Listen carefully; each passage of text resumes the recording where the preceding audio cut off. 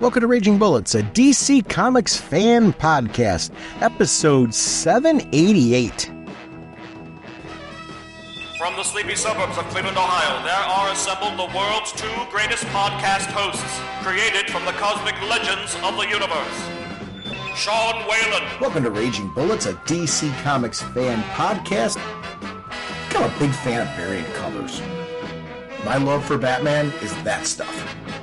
Let's talk some comics. And Jim Segulin. How's it going, eh? You know me and Superman. I'm really loving what we're doing. Raging Bullets is a spoiler podcast. Their mission? To discuss DC comics in books, movies, and television several times a month in 1 to 3 hour episodes. And to serve all mankind. Outstanding. Welcome to Raging Bullets. I'm Sean Whalen, drnorge, and I'm joined as always by my co-host, Jim, the sensei of the whatnot, the Duke of you know, the Sultan Strategery, the Minister of More Gooder, the Professor of the Art Read-Through, and of course, the Elder Statesman of the podcast, Segulin. How's it going, eh? Jim, on this episode, we're going to start talking about Batman Hush 2. And we're going to do the first three issues 158, 159, and 160. We're going to come back in January, tentatively, depending on the release, to do the next three issues of this series as well. We are sponsored, as always, by DCB Service and InStockTrades.com. Mr. Segulin, what's going on over at DCBService.com? We have Earth 2, the New 52 Omnibus Hardcover Volume 1. 48% off, only $65. So, cute. DCBS. Over at InStockTrades.com, they're doing these re-release of the absolutes that have been out there. One of them is, of course, Absolute Batman Hush. If you don't have this in an Absolute edition, I cannot recommend it enough. It's Absolute Batman Hush Hardcover 2025 edition, $100 regularly, 40% off, only $60. Another stunning, stellar piece of work is they've put back into print the sequel to Long Halloween, Absolute Batman Dark Victory hardcover 2025 edition, $100 regularly, 40% off, only $60. The reason why I'm referencing these, a lot of the times these ones that have gone out of print, the only way to get them is at conventions and eBay where they're significantly marked up. And if you would like your own copy and like to get it closer to discounted cover price, this is the way to do it. I want to thank first of all, DC for keeping them in print, and DCB Service and InStockTrades.com for continuing to support our show. Mr. Segulin, what kind of a podcast are we? Raging Bullets is a spoiler podcast. We go in-depth into plot lines, story twists, and whatnot of the comics we're discussing on today's show. So if you haven't read the books, you may want to come back later so you can better enjoy the show. Similar to Batman in the comics, my ears are bleeding right now. Let's talk about Hush 2. Holy caffeine! Jim, I wanted to do a little kind of update this week because we've got New York Comic Con going on. And one of the things I always love about Comic Con is just kind of an idea of what's coming. So this is not meant to be comprehensive at all. I just happened to see some things yesterday that just got me super excited. We've got some brand new series coming from DC beginning in March 2026 and beyond. The first one is Batwoman. And it looks like Greg Rucka is going to be back at the helm again of Batwoman. I mean, if you want to get me excited, it's Greg Rucka doing anything DC where he's going to be involved in the Bat universe. That is so awesome. We're getting Deathstroke the Terminator. We're getting a brand new Firestorm series. This has me super excited, and I'm surprised just because, I mean, we get a lot of Batman already. Batman Shadow of the Bat's coming back. And I'm curious to see what they do with that book. Yeah, it's good to see that book coming back on the scene. Zatanna is getting her own series. Apparently, the miniseries did very, very well, like excessively to the point where it was undeniable that like we need to have more Zatanna. And I love that. I actually, a lot of times the big worry is when we've got like our main top tier characters is that what happens if we're not having some of these B and C-list characters, which sounds insulting, it isn't. It's the ones that have the flavor.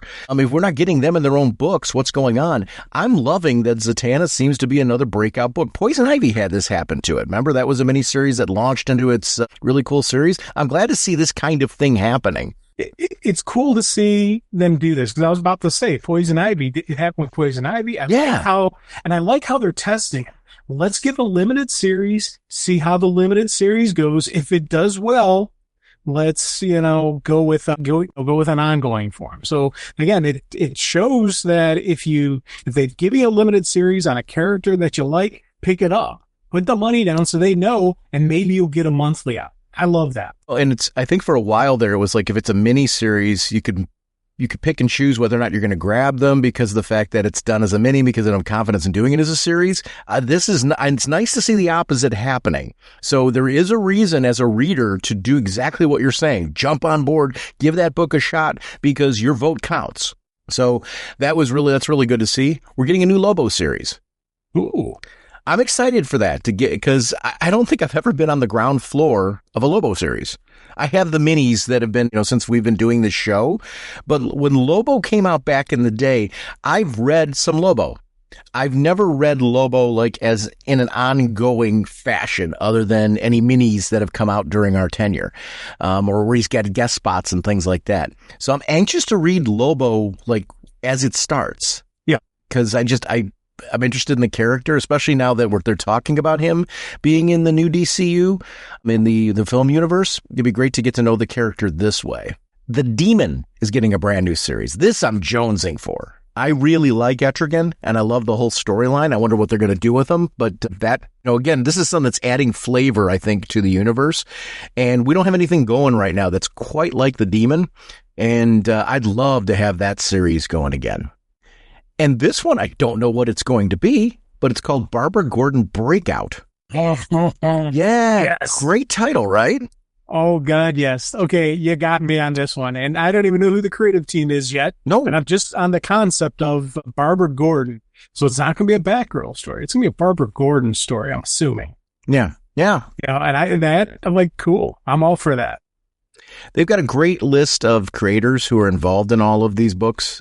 I'm not going to be able to go through a comprehensive list, but it's Greg Rucka, Jorge Corona, Dennis Camp, Mariko Tamaki, James Herron, Scotty Young, Jeff Lemire, Danny, Tony Flex, Jamal Campbell, Joshua Williamson. Speaking of Joshua Williamson, this is a series I'm really excited for.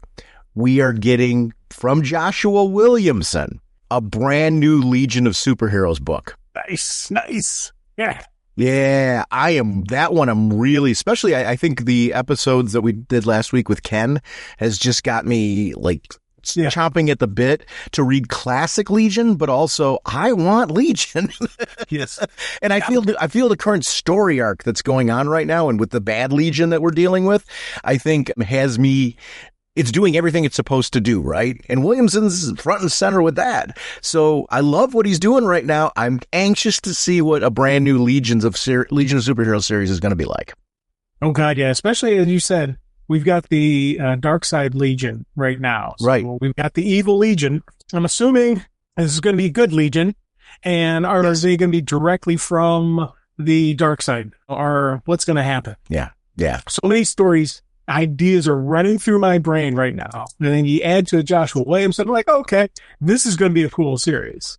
And just what they have to play with and who is in charge, yes, I'm all in. Did you ever read the Justice League versus Godzilla versus Kong? I have not read any of those Justice League, Godzilla, any of them. I haven't read any of it. I saw them. I thought that was like interesting, but again, time-wise, it never got bumped to the top of my list. So you should. And I'll tell you why, because I'm reading it right now, the first one, because the second one's out, like the second mini series is out. Yeah. And it was one of those just at the time. I think this came out when you and I were kind of doing the different version of Raging Bullets. We were just covering a lot of ground. So this fell under the radar. It's actually one of the reasons why I'm glad we're back doing what we're doing right now, because I'm going back and discovering things like this that I missed. A Black Canary Best of the Best fit in this category where it's something like I wanted to read it, I just didn't get to it. Brian Buccellato wrote this. Yeah. The story, the initial premise of it is this is the time before Superman proposed to Lois. Okay. He's trying to propose to Lois, and this happens. If you are a Superman fan at all, or a Justice League fan at all, it is the Justice League dealing with, think about mother boxes and travel between worlds and stuff like that. What happens when the Justice League, the Legion of Doom, and monsters are involved. And this is I'm kind of teasing with what I'm doing right now because I don't want to go super spoilery because it's a Speeding Bullet segment. But this is all first issue stuff that I'm talking about right now. They're just kicking off. It's a 7-issue miniseries. I am glued to it right now. I'm not done yet, but this is, if you're asking me, what am I reading right now besides, well, a lot of the current continuity stuff? It is this book. And, I am so sad that I missed it originally, but I am digging it now. I am going to jump from this. I know, unless something drastically changes, I'm going to jump from this right away to Justice League versus Godzilla versus Kong 2, because the first one is really, really good. So if you're listening to this and you haven't had a chance to check it out, it's collected. So it was a great way. I'm reading it on the app currently. But the nice part about the app is the app gives you the original single issues, but also gives you the trade. So I'm actually reading the trade on the app. Oh, nice. Yeah, which is an interesting. I don't know how those choices come about, as far as doing the collected edition on there. But I'm reading it that way, just because it was what I clicked on, started reading it, and it is totally the trade laid out. The thing I like about that is sometimes with the covers, they don't have the logos and stuff on them, so you see the cover without the logo, which is always nice with the artwork, just to kind of see it without any of the stuff in the way. And certain covers, there's one in this one with Superman and Godzilla that is really spectacular. there's a couple pages with Superman and Godzilla, like it's the dun dun dun. It's with Godzilla, and Superman is a very, very tiny man compared to Godzilla. Yeah. And it's way, way cool to see. There's some great moments in there between, the Flash and Green Lantern, because this is a Justice League that's dealing with Superman's decision to tell Lois, not to tell Lois that she's Superman, but to say, hey, let's get married. Let's build a life together in their world, and with being Superman and doing everything that Superman does. So that's a part of this story too. So it's really got a lot of depth as far as character building for our DC Universe characters. That's something where sometimes when you see these crossovers, you're like, okay, that'll be kind of fun to read. No, there's a lot of story depth to this. So if you've been sitting on this one, read it. It's good. It's really good. I love character building. And that's like, why am I here in comics? I like to get to know these characters. I like these characters to grow. I like these characters to change. This is a snapshot in time where we're getting what if this happened when Superman and Lois were getting married? And it really does feel like it's in current continuity as far as the way that the depth of the relationship is with them and with the Justice League. There's some great killer moments with Batman and Clark. There's some killer moments with Wonder Woman and Clark dealing with this whole Superman's getting engaged kind of thing. I love that stuff. And I think that it's something I didn't think I'd be keying on so much in a story that also involves the Legion of Doom, Godzilla, and King Kong, and a whole bunch of other monsters. And I'll say this, put Toyman, think about this villain right now, in front of a screen with a bunch of monsters on it.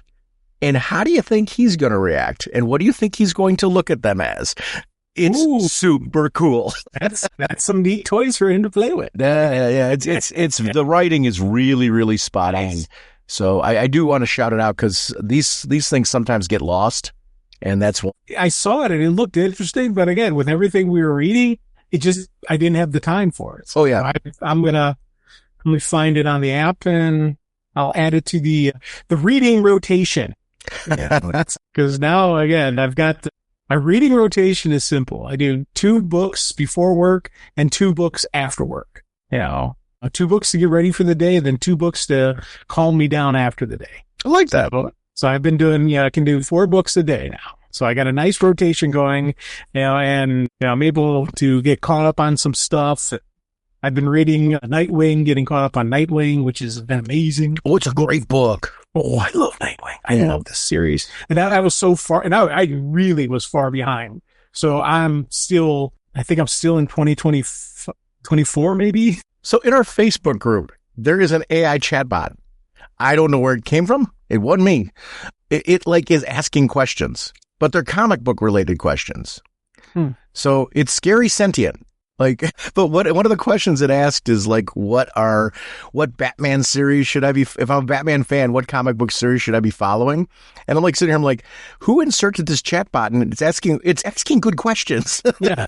So it led to some debate and some conversation where people were throwing out their own ideas. One of the ones I did throw out was Nightwing. Just because I feel like that's, if you're a Batman reader, I asked the question and I realized I'm talking to an AI chatbot when I'm asking the question, which didn't register to me until afterwards. I'm like, why did I respond like I was talking to it? Yeah. But well, what did you ask it? It didn't respond. It did not respond. I'm actually kind of glad, because honestly, the interesting part's been the conversation by our listeners and friends who have jumped on and shared their thoughts, which is that's really what I want out of this, because I don't believe AI is reading Batman, even if it does answer. But I asked the question, what Batman series are you already reading? That is what I would ask somebody who was really asking that question, not if it was an AI bot. And I think that part of the discussion is interesting. So I would be interested for any person to go, well, what are you already reading? Are you reading anything? If not, then I'm pointing them at Batman books. If they are reading Batman books, I would start saying, hey, dip your toe into Nightwing, then maybe go to a Green Arrow or something like that. Just, because they're more in that similar wheelhouse as you branch out. It's a good way to branch into the universe. Anyway, Jim, let's talk about Hush 2. And before we're going to start with 158, and then we're going to go 159 and 160. We're going to do the first 3 issues. We're going to come back with the next 3 issues. It looks like in January, and I'm going to put the tentative on that because we've got a delay. And the next issue is out after that. But then we've got 2 issues that have been delayed. One's supposed to be coming out in November, and one is supposed to be coming out in January, wrapping up what is supposed to be, I think, still the first half of this series. I think it's supposed to be total 12 issues, with the idea being that 6 issues were supposed to be released in 2025. 6 issues were supposed to be released in 2026. I don't know what that timeline looks like right now with some of the changes. So let's talk about that a little bit. And that's the elephant in the room, right? When you have storylines like this, I think the reality is we would all love them to be released monthly and on time and for all of that to happen. When it's creators like this, how does that work for you? So is this derailing you from this? We were reading the first 3 issues and we're talking about it. So let's just get out of the way.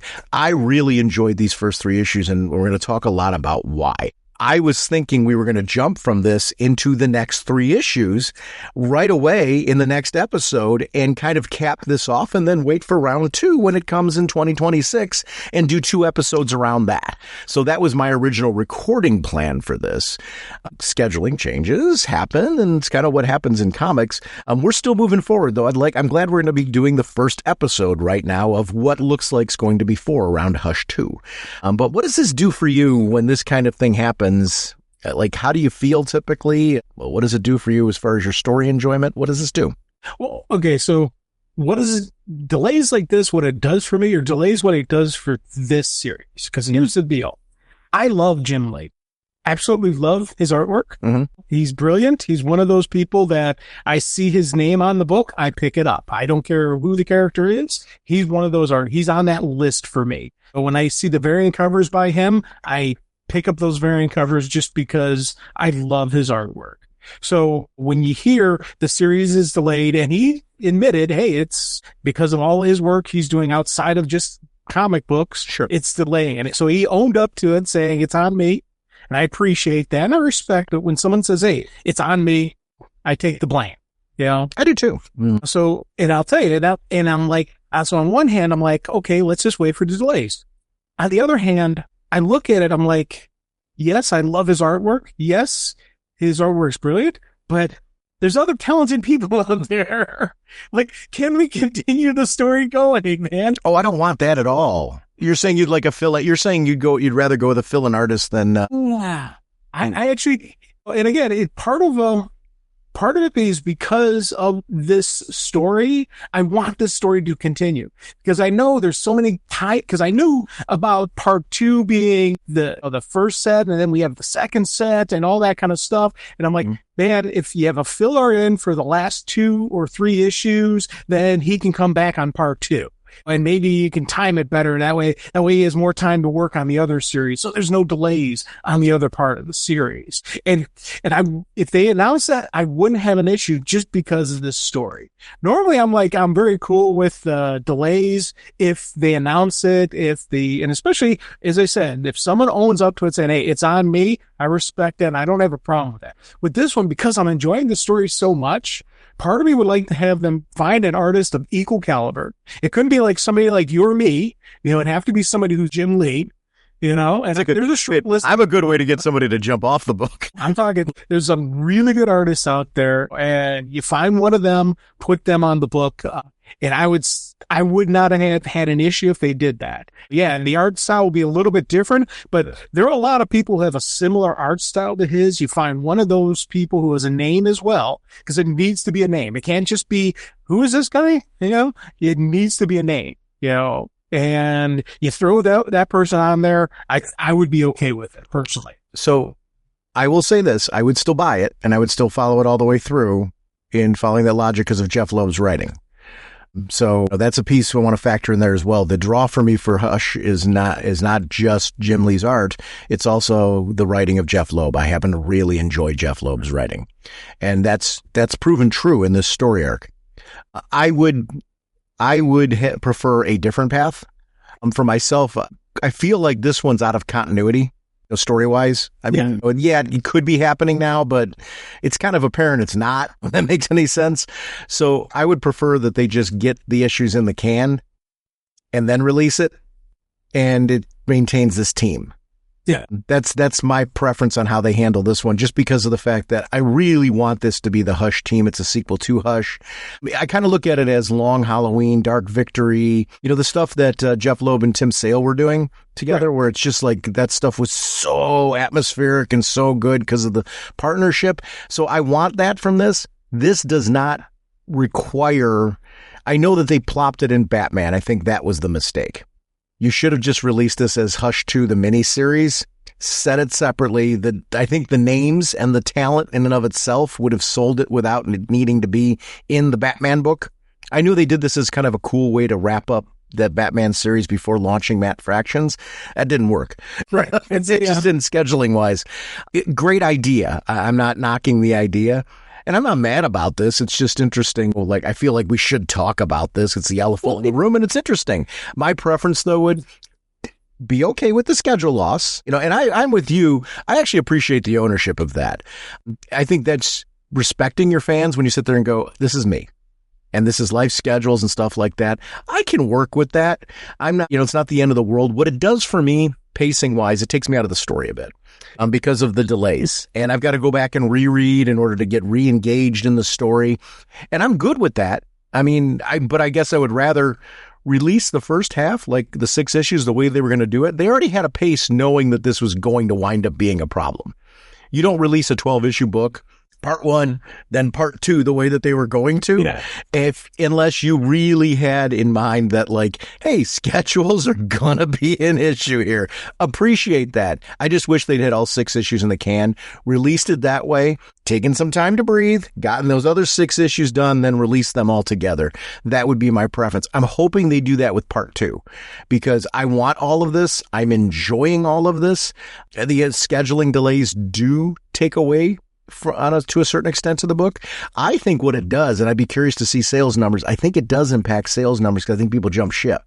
And I think if you release them as 2 complete pieces that do come out monthly, and then release them as these cool collected editions, part 1, part 2, then do the inevitable complete collection they're going to do. There's a lot of sales to be had from this. Oh yeah, I'm buying. Wait, this is a beautiful. Good Hush 2 is saying, and that's where I think you're wrong on the art. By the way, let me pull back. For me, that's the wrong approach. I'd still buy it though. So your idea when you're sitting there, I'm saying I don't want that. I buy it. So I don't know that your idea is that wacky. It's just not my preference. Well, and again, and as I said, I'm a Jim Lee fan, so I'm still in on this, but it does throw off the reading a little bit. And again, also the timing of when this story exists did throw me for a little bit. And again, I like you, let me spoiler, I'm really enjoying this series.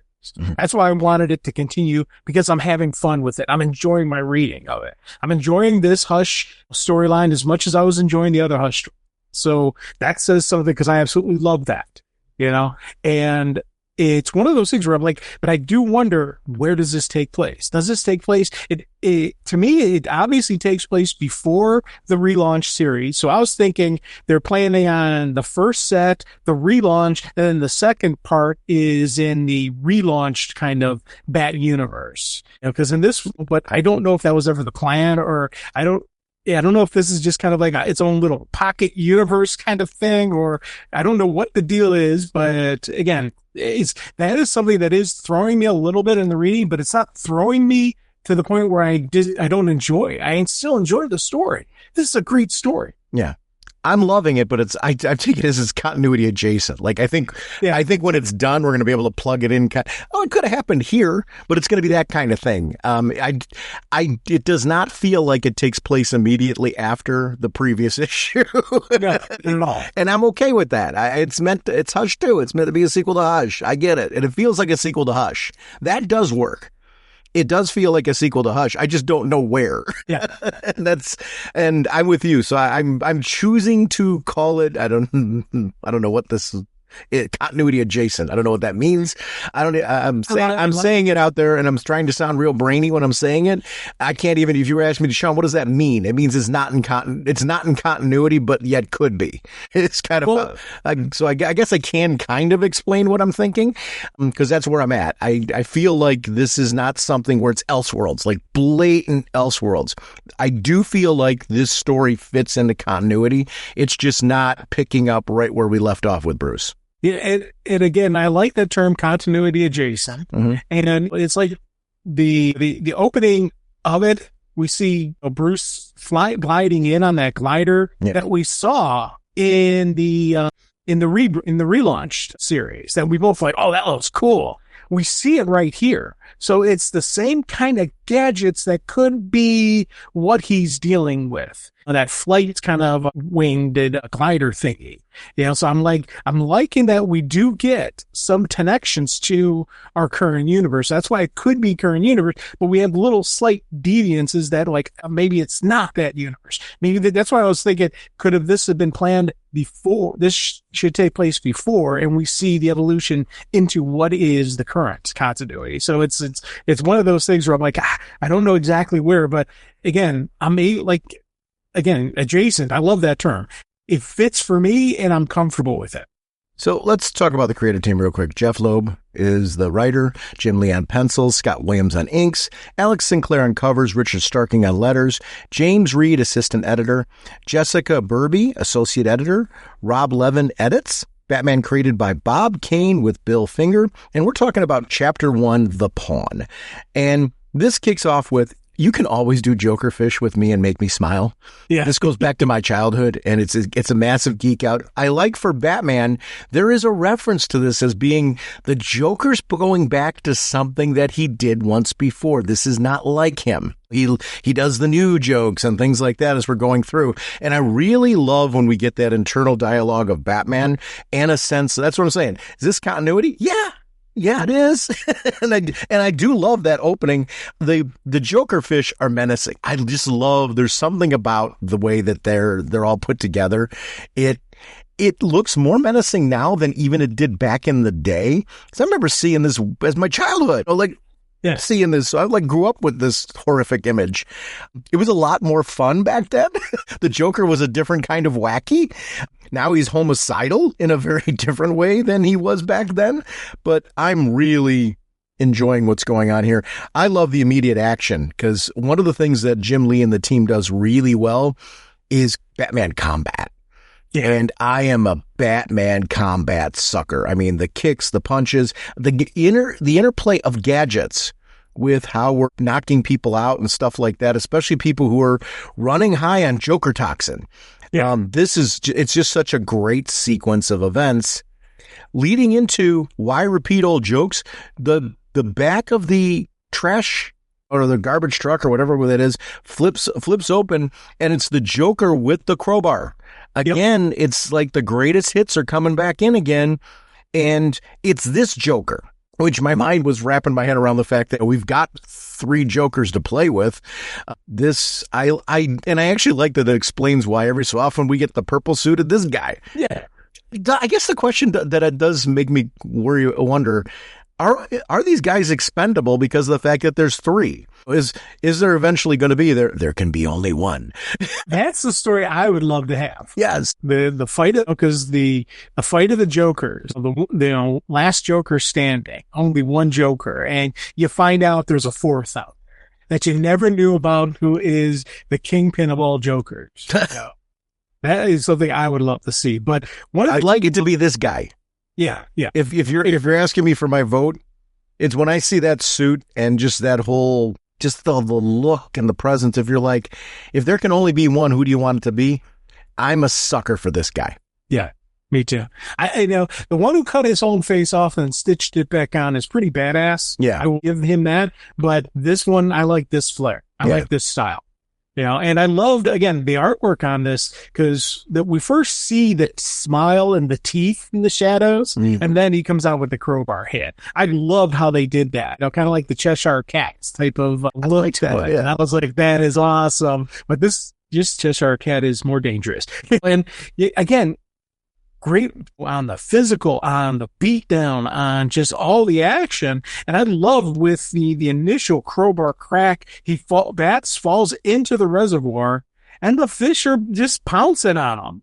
And I'm like, that's again, yes, I agree with that. This is Joker fish. They're going to see fresh meat and they're going to go for it. They're going to swarm him. I was like, oh, this is just absolute, the beauty of the chaos that the Joker brings. And I love the fact that they talk about how the Joker brings chaos to Gotham. Bats is like, Joker brings chaos to Gotham. I'm here to restore order. The Joker is just a pure element of chaos. And I love when writers and artists really capture the beauty of the chaos that is Joker. I love the use of the cowl to escape the situation. Yeah. We got that great splash page of him being attacked, and he used the cowl in a desperation attempt. I love when we see Batman using his mental skills to get him out of situations, and this was a narrow escape, leading to Talia.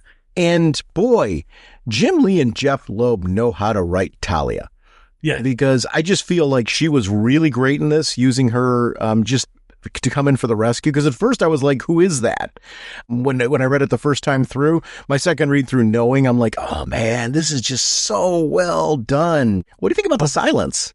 What? The silence. That new character, the big, yeah. Okay, yeah, I didn't know what we were calling him, to be honest, but I love that. Yeah. This guy, again, you introduced some big monster-looking guy, and you're immediately thinking, okay, this is a powerhouse, this is going to be muscle. Then throw in this sonic boom that he does. And I'm like, oh, okay, he's not just muscle. There's something more to this guy. I love this. And again, I love the fact that it's his talking voice, not like the canary cry that shrieks out, which again, I love the canary cry, but this was a neat thing where he's like, on your knees, and that's what drops the Joker. It's his actual voice that does it. The Clock Tower and Nightwing and Barbara Gordon, it was nice seeing their interplay into this storyline. Because so much of this storyline, I didn't realize, like at first, I'm like, oh, it's nice that they brought them in. No, they're pivotal to this. This really is a storyline that affects the Bat family because of where it goes. And I really like the fact that they were just not put in for a cameo. They were in for a reason. Obviously, Barbara's monitoring what's going on. We've still got, I love that Batgirl's still Oracle. I like the whole relationship where she's recognizing, oh, hey, he's off the grid right now. So either he or we are being jammed. And this means right now, we don't know like what's going on with the big guy. And I loved just that whole inner dialogue with them. The writing between the two of them is fantastic. And I loved seeing Dick Grayson's acrobatics. He's not just doing that to show off. Dick Grayson's doing that to stretch, to train, to, as an actor. Yes, very much so.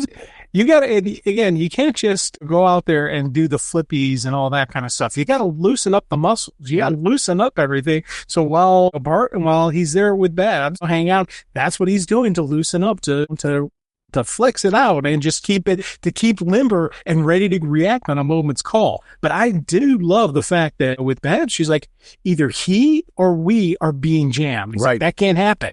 Hate to tell you, it is happening. So once again, that takes it from one level and escalates it immediately. If the Bat is getting jammed or they're getting jammed, you're up against some serious problem. The system just doesn't happen to go offline by accident. There's something serious here. And I love that like number one just went offline, that he's referred to as number one. Each of them have their own numbers and their own codes, all that stuff. So even though they're in the clock tower, they could say Bruce or Bass, but you still throw out the code. It's kind of like Penny One. I love whenever you used to say Penny One. I'm calling 3, 4, and 5. Any of those numbers, I do not want to be number 2. Why do I think that's Damien or Jason? Well, actually, I would say they called Mr. Grayson there number 2 because he was the first Robin, and But I think listen. I think I'm Dick Grayson. I'm like sitting here. Listen, how about call me number 10 or something like that? And I'll tell you, that's probably why they call him number 2. Oh, you're number 2. Can we just go with 3, 4, or 5? Yeah. Do we have to go with 2? No, you're number 2. Isn't there somebody we can honor by burying that number? The sequence with Talia, with her basically doing CPR and stuff like that with Bruce, the battle damage on Batman. I love these kind of details where you're seeing through the cloth of the suit, but seeing the armor underneath. Yeah. You're seeing it on the cowl. You're seeing it on the actual suit itself, the legs, the body. Like, it is a thin body armor, flexible body armor that helps keep him safe. I love when they do stuff like this. Different artists have different interpretations of how that bat suit actually works. And over the years, they've explained it as he's just got different bat suits, which I love. This opens up the doorway to do creative stuff like this. I don't remember the last time I've seen this. And I really like it. I mean, this is a good choice. I hope it's something other artists latch onto and use, because I love functional superhero suits. Yes. And this looks really functional without it going that super crazy route where like it looks so bulky, like everyone looks like Iron Man. I don't need that. I need this. This is great. Like, oh, underneath there's that. Yes, that makes sense. So it worked. That like all works for me. It was really, really well done. And again, as you said, I love when they bring in Talia, because she is such a part of this universe, and she needs to always be a part of it. Not just because she's the mother of Damien, but there is that connection between her and Bruce. Yeah, and there is always the Bruce and Talia, or Bruce and Selena debate, who is better suited for the Bat. And I love Bruce and Selena relationship. I want those two kids to get together and be happy and live happily ever after. But there is part of me who's like, man, if Talia could just embrace the code of the Bat the way Damien has, Talia and Bruce working together would be an unstoppable combination. I agree. Add Damien into that mix as well, and oh my God, do you have a super family? And I would love that story, but Talia is Talia. She's never going to fully embrace the code of the Bat. She's not pure evil, but she won't embrace the code. But that's one thing she will not do. I don't think she's evil. I don't think she's evil at all. Do you? She's evil adjacent. There is some stuff that she does that's questionable. But I don't think she's evil. There's a difference. Well, she doesn't have Batman's code. She interacts with the world in a certain way. I don't think she looks at it as evil, though. Remember, she's dealing with she came from a father who, right. Ra's al Ghul. Oh, now listen, we can get philosophical with Ra's al Ghul. She actually had her own code where she would step aside from her father to stop some of her father's plans, because she was picking up on Bruce's philosophy and her dad's philosophy. I think Ra's al Ghul at his best is in his mind trying to save the world at times. And now he's gone some wacky levels and that type of thing, but that's where Talia's had issues with him as well. She's an interesting character. I'm not saying she's good. Right. I have trouble labeling her as evil, though. She's an interesting piece to talk about. Because go ahead, go with what you're saying. Because with me throwing out the term evil, I look at evil at a lot of different levels. Okay. They're like Hitler evil. That's evil. Yeah. Then there's evil that cheats on their taxes. That's a dramatic difference between the two people. Mm-hmm. She's not, she's a little bit in there on the financial crimes, on money laundering kind of stuff. So she's got that darkness, bad guy quality to her. So you think she's cheated on her taxes? I know she's cheated on her taxes, and I know she's done money laundering because they've shown it in the comic. And some of the okay, like, oh, that's cool. All right. So she's got that level of. She's not human trafficking evil. Right. That's some evil people. Right. And I don't think she runs drugs anymore. I think she got the family out of drugs, which again, drug trafficking, narco, all that stuff is just on that evil level. Now, they're not as I said, they're not Hitler. I want to slaughter this race of people evil, but there is a evilness to her. So evil adjacent, bad guy, not 100% good, however you want to word her. We're kind of saying the same. She'll do what she needs to do to get the job done. And she will break the law. Yeah. That's the thing, and in a way, Bruce breaks the law by being a vigilante, but it's the law set by people to help the criminal. So you're kind of like, is it really a good law? Do I really need to follow it? But, and again, there's some Bruce. Let me ask you this question though. This is an interesting piece when you talk about Talia. Talia is not American. Right? So there's an interesting little piece. Whose law is she breaking? It's an interesting character to talk about off of that. That's not excusing behaviors. No. It's not excusing behaviors. I want to be very, very clear. I think you're onto something. I'm not disagreeing with you. Here's what let me sum this piece up just before we continue on talking about this, because what I love about their writing of Talia is something I really want to make sure I don't lose here. They do the right balance of Talia.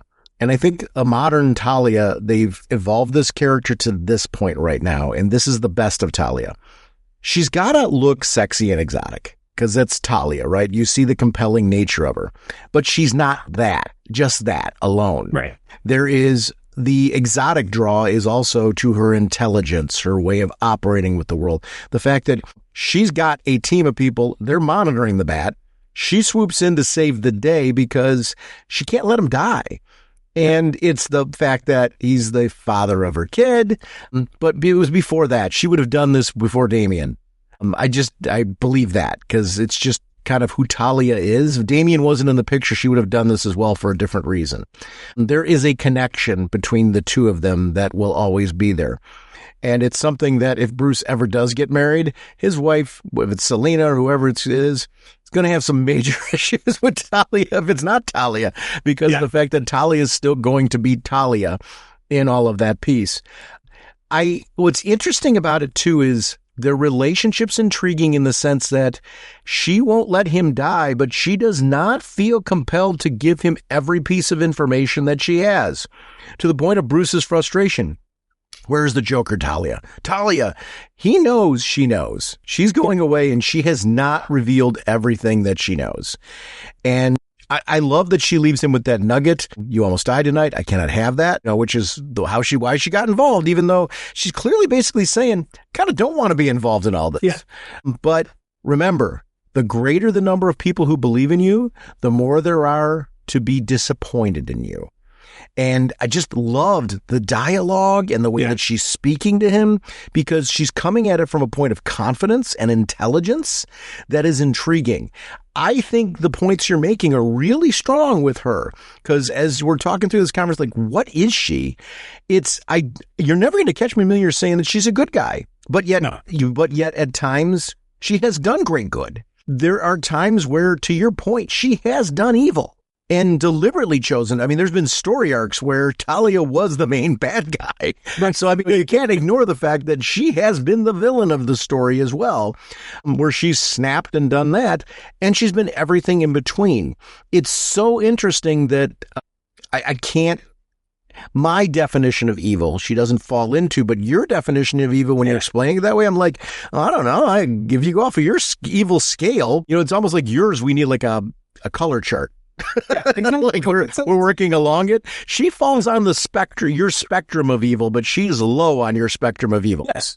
How do we look on the spectrum? Yeah. But has skirted some of the higher levels of evil as well. So she's been bad. Yeah.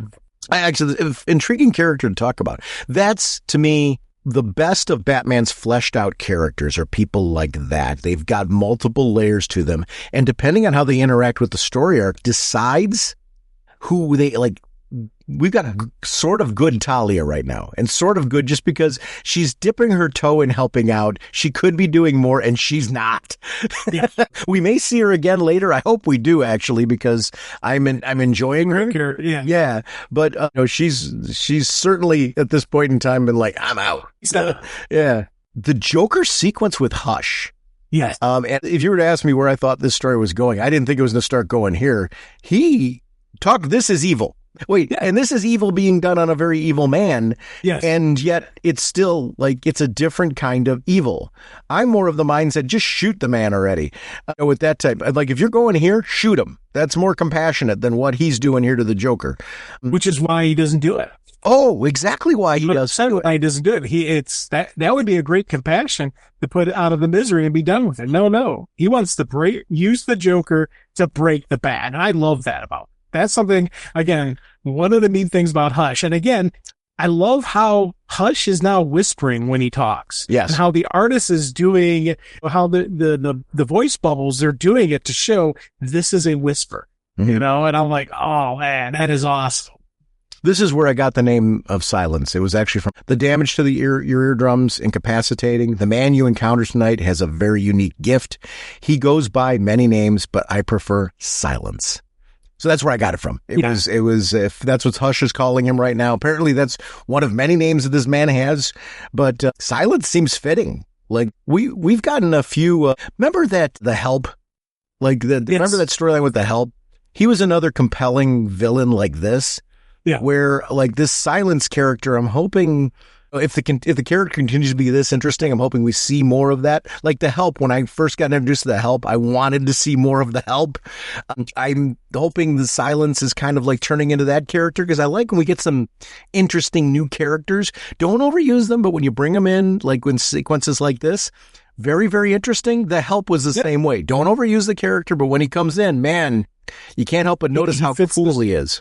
And especially when he fits the story nicely. So yeah, he's a character that's kind of cool. I like that we're getting, again, let's get some more changes. But this sequence with Hush and the Joker, I'm like, man, once again, it's an evil man on an evil man, and you still feel bad for the evil man. You're like, oh wow, that's well done. Yeah. And even like he spins him around on this board that he spins him around on, and he's throwing the scalpels with precision. Like, he throws him on a spinny board like a game that he's playing. This is like something you'd see on America's Got Talent. Yeah. And he succeeded in everything he was trying to do as far as hitting the Joker in every possible way. That he set up a scenario where you either have to risk your life and risk everything to save him, or you just let him die. You just let this happen. He knew what he was doing here. All of this was done to set up Batman. And he used the Joker as we keep saying the pawn. What an appropriate name for this chapter. The Joker was the pawn to be played in this particular game. There is a part of the Joker that I think would find this funny. Yes. Oh, big time. I think Joker would find this hysterical. And one of the things I loved, again, as you said, throwing the scalpels on the spinning board was a really cool thing. Then at the end there, I love how he takes out the Joker's voice, saying, oh yeah, you can call for help or say something. Let's do something about that. And he cranks the thing even more, breaking the jaw. Yes. Preventing Joker from speaking. Yeah. And I was like, oh, that is absolutely nasty. And again, it's Joker's bleeding on the inside. So this isn't just a patch job that can save him. This is cut open, going in, taking care of those internal wounds. I love this. The detective at work. Bruce analyzing what happened with his suit, analyzing the whole situation. How did Talia find me? Who else knew about tonight? The suit's circuitry was compromised when the Joker struck me. To explain why it electrocuted both me and the fish. Did he know the exact spot to hit me? Was it random or luck? I love that he's playing this all through, trying to start putting together the clues of the situation. This is really critical in this story because he eventually figures out it is Hush. But I love that we as the reader get to go on the journey of how's Bruce unpacking this? And I really liked how that played out. Again, this is an example where this is why I'm like, seriously, no, I need this art team. It's look at the detail. It's like, it looks so good. And you're getting that because of the fact that it is Jim Lee and Scott Williams and Alex Sinclair. And they're like, okay, we're going to hit this out of the park. It does. This kind of stuff leads to delays. It just does. I mean, it's a different level of detail that you're doing here. You can't, they're not operating like they're doing a monthly book. They're operating like this. And I'm saying that with respect to monthly artists who are scrambling to try and find balance in what they're doing. They're not operating that way. And the book benefits from this. It's just really good looking. It's absolutely brilliant. I love the look of this book. Yeah. So again, when I throw out there. And I say respect. By the way, I say respect to the artists that keep a monthly pace, because I think that juggling act, we know from the fact that we've had wonderful artists on the show who have kind of explained what that process looks like. They have to do establishing shots and they have to find a pace and things like that. I really respect that the development of a comic book workflow that a monthly artist, in order to stay on time, has to put in place. This is different because they do this.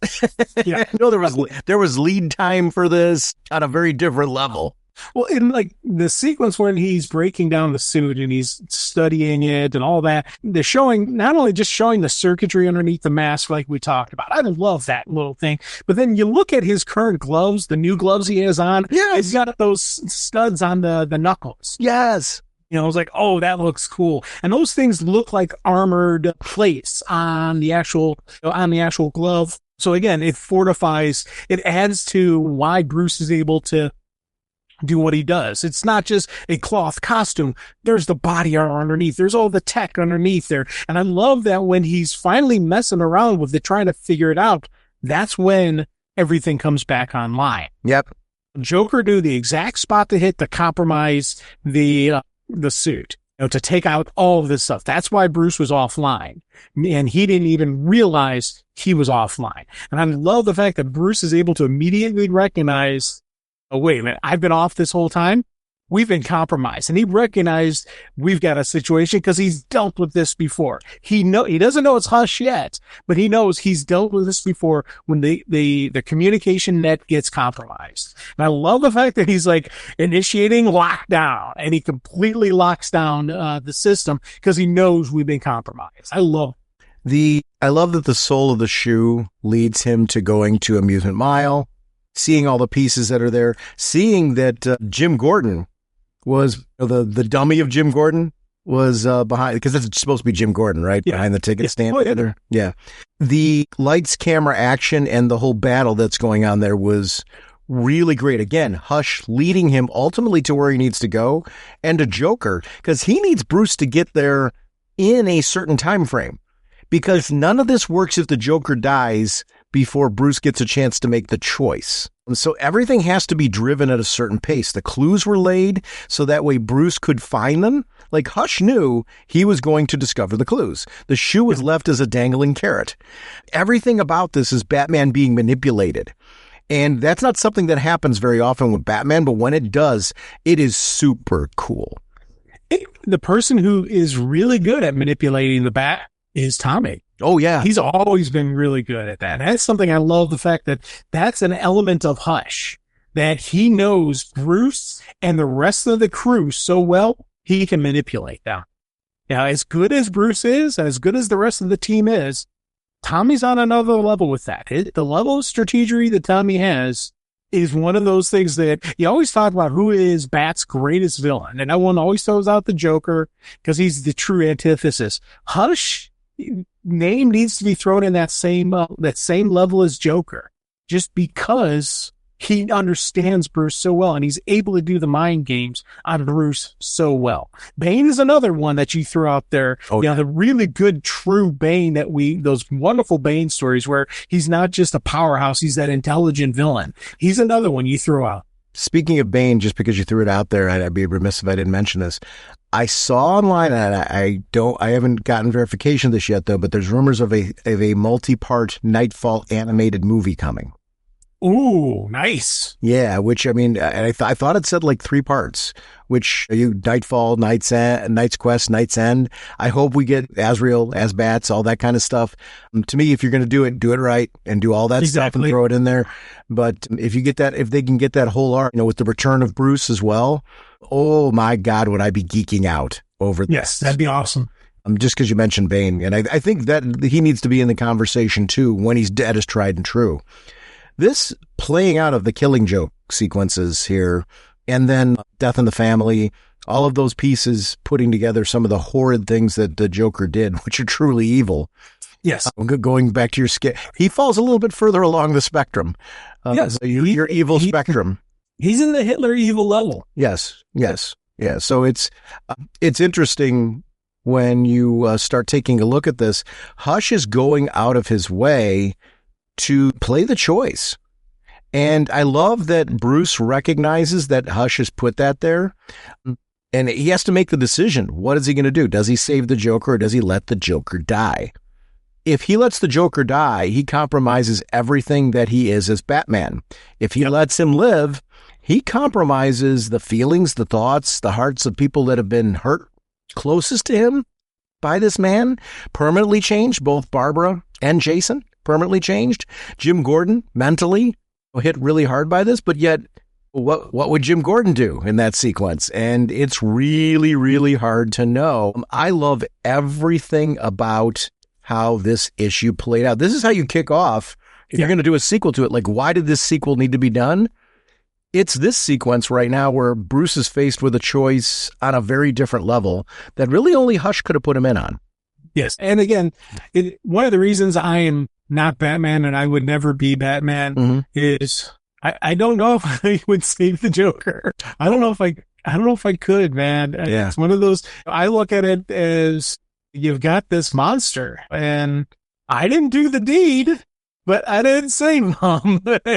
It'd be a tough one. Or to be honest, you sit there and you dial 911 and if they come in time and save him, okay, I did my part. I tried to save him, but the ambulance didn't get here in time because it's Amusement Mile and they probably couldn't physically get there in time. So, whoops. Oh, well. And again, I don't know. I say that, but I don't know. If I've never been in remotely any type of situation where you have that thing to do it. It's kind of like doctors and who have the killer on their table and they're like, oh, they've got to do their job and they've got to save them, even though it's a monster and, but it's the Hippocratic oath that you've got to do that. And that's one of those tough things that I don't know if I would pass the test here. Batman Begins is my absolute favorite Batman movie because of it's such a great focus on the development of Batman. I just think the training and everything that they do with it is great. My biggest issue with that film, and this I'm going to say it's my favorite film, but nothing is flawless, is the choice to not save Ra's al Ghul at the end. Yeah.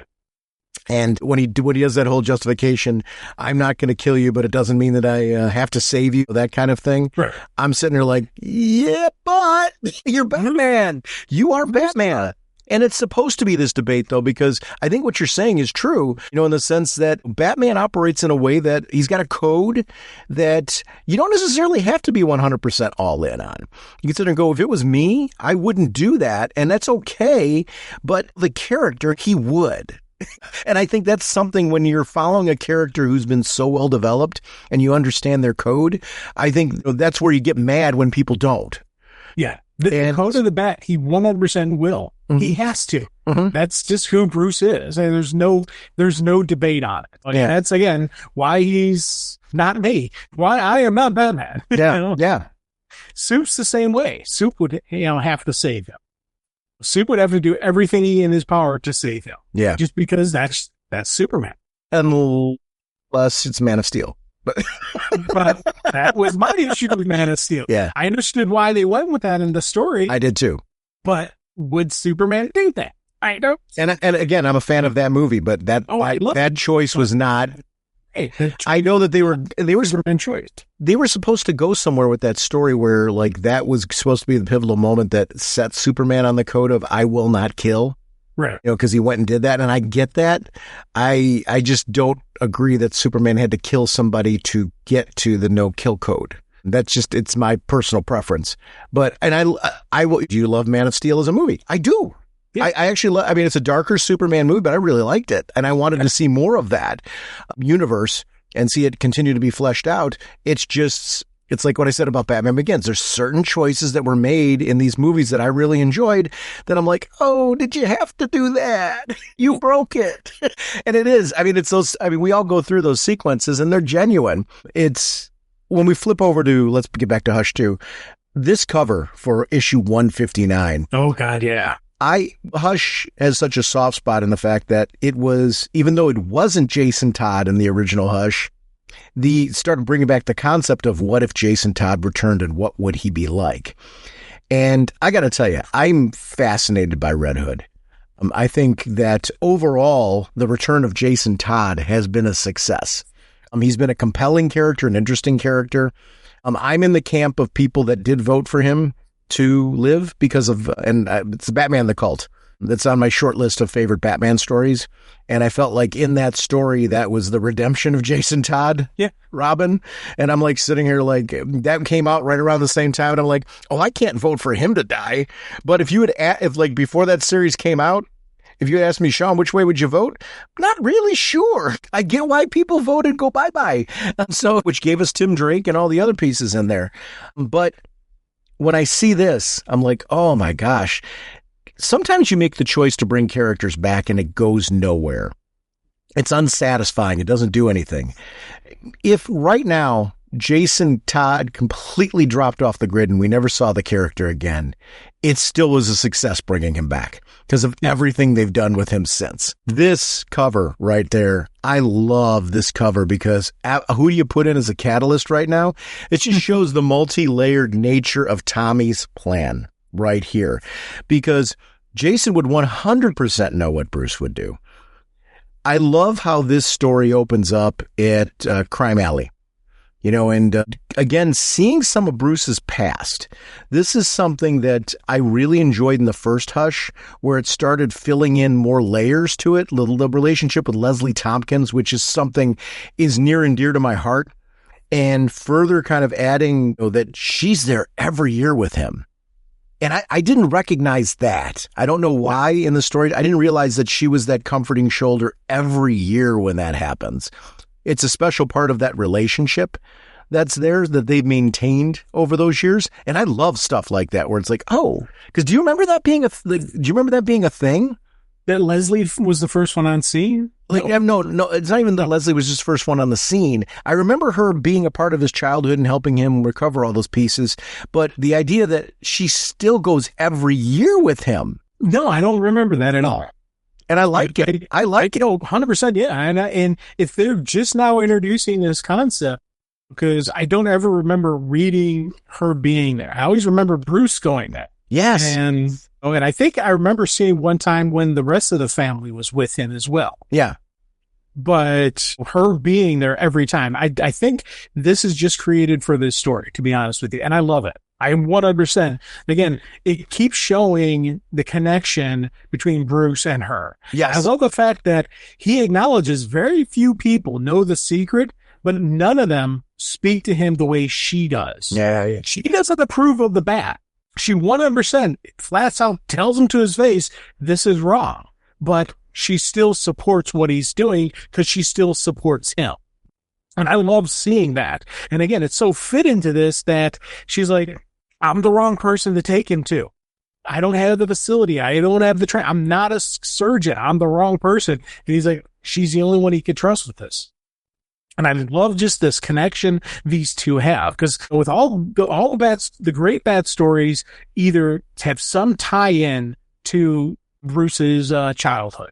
still has some tie into the tragedy. The tragedy of Leslie being there, the tragedy of Leslie always going back with him on the anniversary and being that emotional support for him during those tragic times. It all ties into why Bruce still trusts her, why Bruce still is with her. And it also shows why she's still with Bruce, why she still does this, why she still in the middle of the night take a bleeding body in to do emergency surgeries in her clinic that's 100% not set up for this. Why would she do that? Because of that connection to that little kid, to that connection of that little kid that she still comforts. And again, I guarantee you there's times when she looks at Bruce, she sees that little kid, that little troubled little kid, and she wants to help him because she is first and foremost a doctor. She's first and foremost a healer.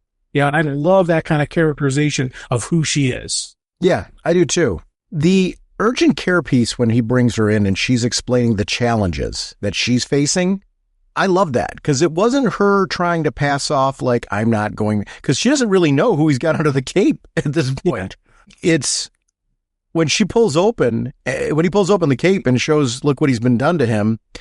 I knew all you care about is saving lives, even his. He knew that she was the only one he could go to. The interesting part about Bruce is dealing with a duality here. And this is somebody who understands the importance of keeping secret identities, of watching public spin in an era we think about now, right? This is a very current and contemporary today's story. He knows Hush wants him to be seen doing this. And I love that Bruce is trying to react to, he's being played, but, and I love the chess analogies because we're dealing with two guys that are playing war games together. The pawn, this chapter 2 is called the rook. I actually really love the chapter labeling of all this because it fits the dynamic of Bruce and Hush in all of this. And I really enjoyed the fact that Bruce knows who his opponent is, so he's trying to anticipate what is being done to him, which is a very tricky thing to do with Hush, who has to be like 18 steps ahead of him because he clearly planned this out over time. Yes. And again, Hush knows Bruce so well, he knows that he's going to Leslie. Yeah. Because he can't take him to an ER because one, will they even help the Joker? Will those doctors help? But two, it will get out there. Images of Batman carrying in the body of the Joker will be everywhere. Mm-hmm. And you can't have that. Because one, he knows as many number of enemies as he has, the Joker has. Yes. And how many federal agents would swarm that hospital? Yes. Want to take the Joker because it's the Joker. Or lock him up in Arkham, lock him up here. Bruce knows this is the only way to, now that he knows that it's Tommy, now that he knows it's Hush, he's got to start, he can't do the obvious. Yeah. This is a very obvious move on his part, and he's got to know Tommy's watching him right now. Yeah. Yeah. And so, at least in some capacity. What's interesting is Leslie's dealing with instruments, as we mentioned, that are not up to snuff for what she needs to be able to do here. This is meant to be a clinic. This is not meant to be a full-blown hospital. And so she is having to deal with the fact that she's seeing limited x-rays, limited scans on what's going on with him, and has to go with the surface level. This is an example of, though, Hush knew that was going to be the case too. Yeah. Hush had to anticipate that Bruce was going to try and keep this under wraps on some level and wanted this to play out where Bruce saves the Joker. Yep. Bruce is saying time is of the essence and all that kind of thing, and her hands are trembling. Did I make a mistake coming here? He's questioning himself, questioning the situation, questioning how he's handling it. And this is getting in the head of Bruce the way that Tommy wanted it to. Yep. And that part is really, really great. I like the bat gas piece, where Leslie's like, don't you have bat gas? And Bruce has to make this decision to inject him with something that, like, in this weakened state, he's going to kill him. So he has to make a strategic decision, and it had to be him, so he's not putting that on Leslie. Right. And it's step after step after step where Bruce is trying to make judgment calls, where he's not compromising himself, but he's also he's playing Hush's game while trying not to play Hush's game. And I love this. And again, like with everything with Bruce, you gotta love that has this super knockout thing because he goes up against Croc. He goes up against powerhouses. So he needs something that would put a person into a medically induced coma. Yeah. That would knock them out to the point where she could do surgery on him, couldn't cut him open, and it won't wake him up. So I love the fact that he had, again, another little gadget he has in the pouches. He reaches, hits him. But also there is that complex level of this could kill him. I've got to do it. And it's what can happen afterwards. And again, it's the dealing with the consequences of the action. The dream that he has is really intriguing because he's haunted by his choice to the point where it affects him in his sleep, which is very common to happen with people. I made a promise to rid my city of the evil. And looking at the Joker that way, but that's his parents being gunned down there, isn't it?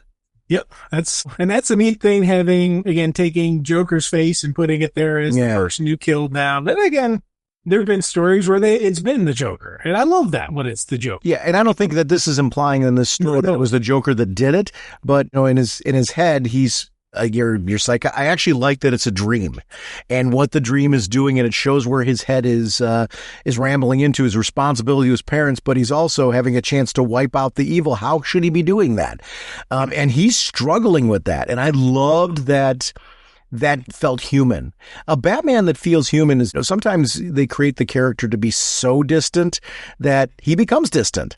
The best Batman are the ones where we see his humanity.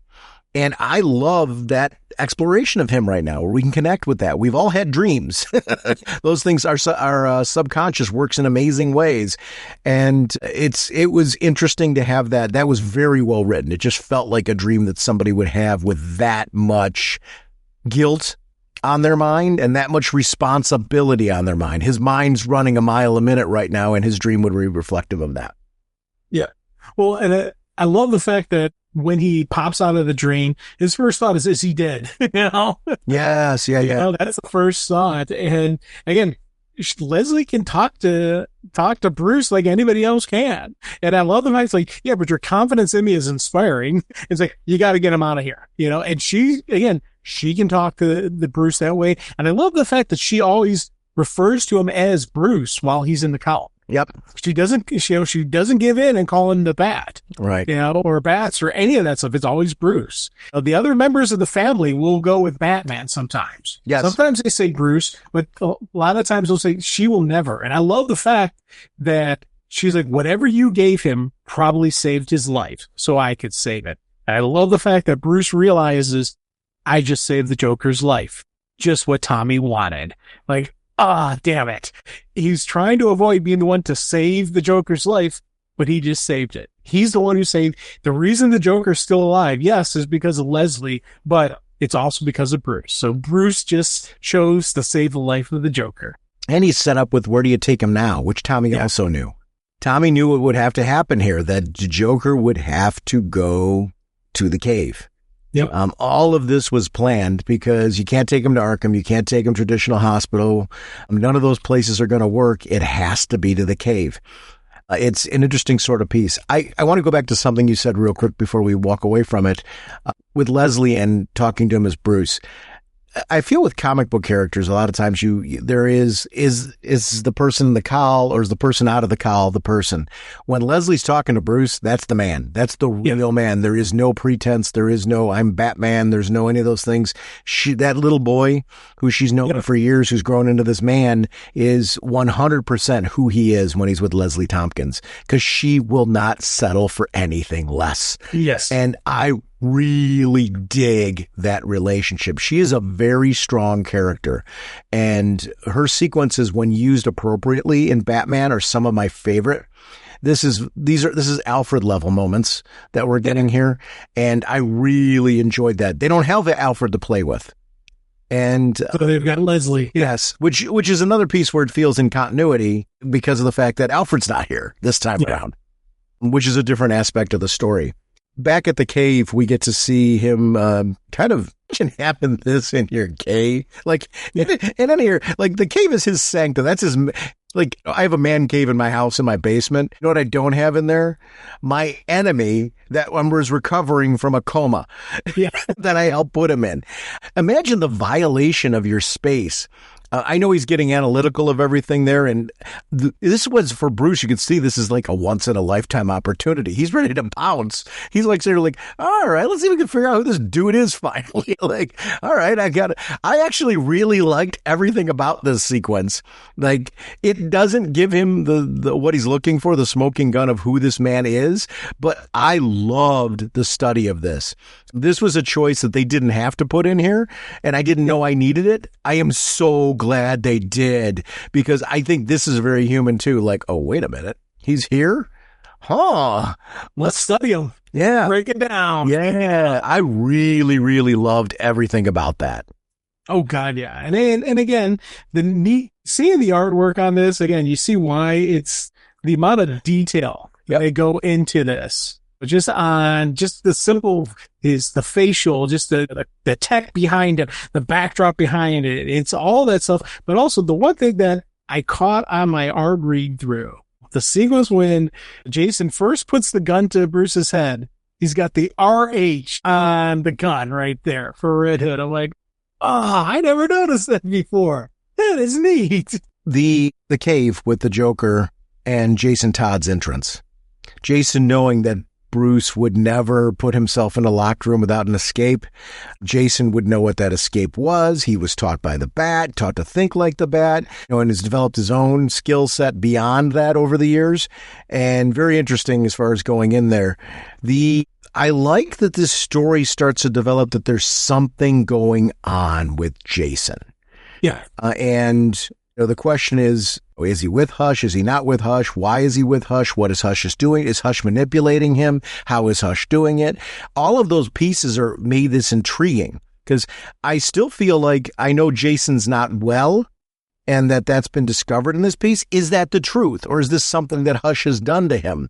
I don't know in those pieces, and I like the mystery. There is a mystery around Jason that is unfolding right away from the get-go here, and I love the way that plays out. One of the things I loved about this sequence was when Jason first shows up out of the scene, I was like, man, I was a little disappointed. Really? And how Jason was reacting, because Jason Todd as a character has gotten past this, I must destroy the Joker. Yeah. He's evolved. He's grown and become a stronger character. And he's accepted some of the code of the Bat. And I thought Jason had gotten beyond this point. So when he first did this, I was like, oh, man, they're kind of reverting Jason back. And I was a little disappointed. And then later, hold on. Just pause for 1 second. So was Bruce. And I love that everything you're saying right now, you're paralleling Batman. But go ahead, please. I'm sorry. Well, and then later, as I'm going through and I'm reading this, you're seeing Bruce study Jason. Mm-hmm. Is this really Jason? And that got me thinking, is this really Jason? Or is there something else going on with Jason? And later we learn there is maybe something going on with Jason. Again, is it a Hush Hush Easter egg that he's trying to throw out? Is it really something wrong with Jason? And so that as the story evolved, it completely fixed any of the, oh man, that I had initially. I think that for me is something that a brilliant story does. If you have anything that could potentially make people not get into the story or can pull them out, you take that element and pull it in part of the story and make it a reason why it's happening. So I'm supposed to have that initial uncomfortable feeling. I'm supposed to have that initial uncomfortable. So when the rest of the story is told, I'm pulled in deeper. I think that for me is one of the things I loved about this story. Here's the interesting part here, and I don't know if this is an Easter egg. Do we know for sure that this is Tommy? No, we don't know yet. And the reason why I'm asking that is Bruce asked the question of Jason, have you been talking to Tommy? Jason's answer is to Hush, ? So I'm not saying that I don't think it's Tommy, but could they be going there? I don't know. It was an interesting sort of with that question. I'm like, is that a throwaway because Jason doesn't know who Tommy is? Which is a possibility because this is this childhood friend of Bruce's that he never talked about. Or is there something to this? I don't know. It's interesting. Yes. And again, like you, I thought that as well. Could it possibly, we don't know for certain that this is Hush. Could Right. this be somebody else? Yes. Do I think it is? No. But could it be? 100% could be. And I think that would be a brilliant swerve if we find out there's somebody else. And then who would that somebody else be? I have no idea. Because all the players are on the board right now, and it could be any of his people. And what if it'd be a brilliant swerve of, I'll be honest with you, the only person who I think could pull off being Hush is the Riddler. Because you think back to the Riddler's connection to the first Hush series, they could maybe do that. I don't think it is. Have you seen the animated movie yet? No. Okay. I'll keep my comments then. Okay. You really should see the animated Hush movie. I got to, yeah. Yes. But again, They go in a different direction with that story. Oh, nice. You really should see the animated Hush. okay. But I'll tell you, I did think there has been points in time in this where I do question, is that actually Tommy as Hush? And they could very easily swerve us that that's not Tommy. And if they did that, then again, that'd make this story even better for me. But I do think it is Tommy, by the way. me too. But one of the things I appreciate is they keep you guessing even when you think. Oh, and I think that's something about the original Hush series that was exciting. And they're doing it really well with Hush 2, is keeping a lot of things a mystery. The questions about Jason, the questions about Tommy, the questions about Hush, all those type of pieces. Everybody that's been involved in this, it brings about more questions. The sequence with Bruce and Jason's battle that I really enjoyed is when Bruce finally goes, go ahead, take it all out on me. In your heart, you believe it was me who got you killed. I know it's the truth, Jason, because I feel the same way. You were my partner, my Robin. You were also so young. I never should have put you in harm's way. If I did, then it was my job to protect you, mine and mine alone. I like how he's sitting there saying, your anger, your rage against all of this, directing it at me is the right thing to do. It was my fault. At the end of the day, I love this ownership and responsibility of Bruce in the sequence because he means it. And it shows the evolution of Bruce. We talk about the growth in these characters, why continuity matters and what we want in character progression. That is an arc of character progression right there that is really, really strong and only happens if Batman's continued to evolve. Really loved everything about that sequence. Oh, God, yeah. 100%. And again, this is brilliant writing because this is showing Bruce's evolution, Bruce's growth. Stuff he always wanted, he should have said is he's saying to Jason. Now, it's too late for that. Jason's kind of gone over the edge, and he's got his plan and he's going to go through it. But I do love that we get this moment we get this kind of tender, calm moment. And I love this sequence where Jason's just sitting there and as he's saying this, Bruce is there comforting him. He's like, Bruce, how could you save the Joker's life? Bam! Cracks him in the head.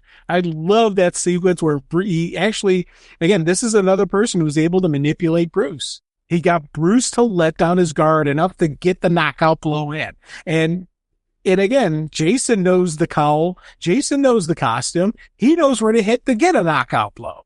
There's weaknesses on that cowl that only a member of this family would understand and know. So I love the fact that Jason lured him in, got him to drop his guard and cracked him in the head. The clock tower sequence is one of my favorites because of the Barbara Gordon dialogue. Because at first I didn't know what was going on. Yeah, because I thought they found out the news about the Joker and reacting to it. I didn't realize that there was somebody there. And tell me again, how did he get in here? I let him in. And I wasn't rationalizing that at the time that there actually is somebody there still. And I love that her reaction is, he's a lot smarter than you or anyone gives him credit for. I know what that feels like. That was such a great line. Oh, God, yeah. If what he is saying is true, and my intuition is that it is, we can only trust each other now. And I like sitting here going, wait, if he knows, then they all know. Worst of all, Jason knows. That the Joker's been saved and all those type of pieces. And I love that the Riddler is basically saying, I know Hush better than all of you. I do think this opens the doorway. Is he the big bad in this? I don't know. I love that the questions are sitting there in the moment. Part of me would be intrigued if it was the Riddler. Part of me's thinking this is deliberate red herring. And I love that aspect as well.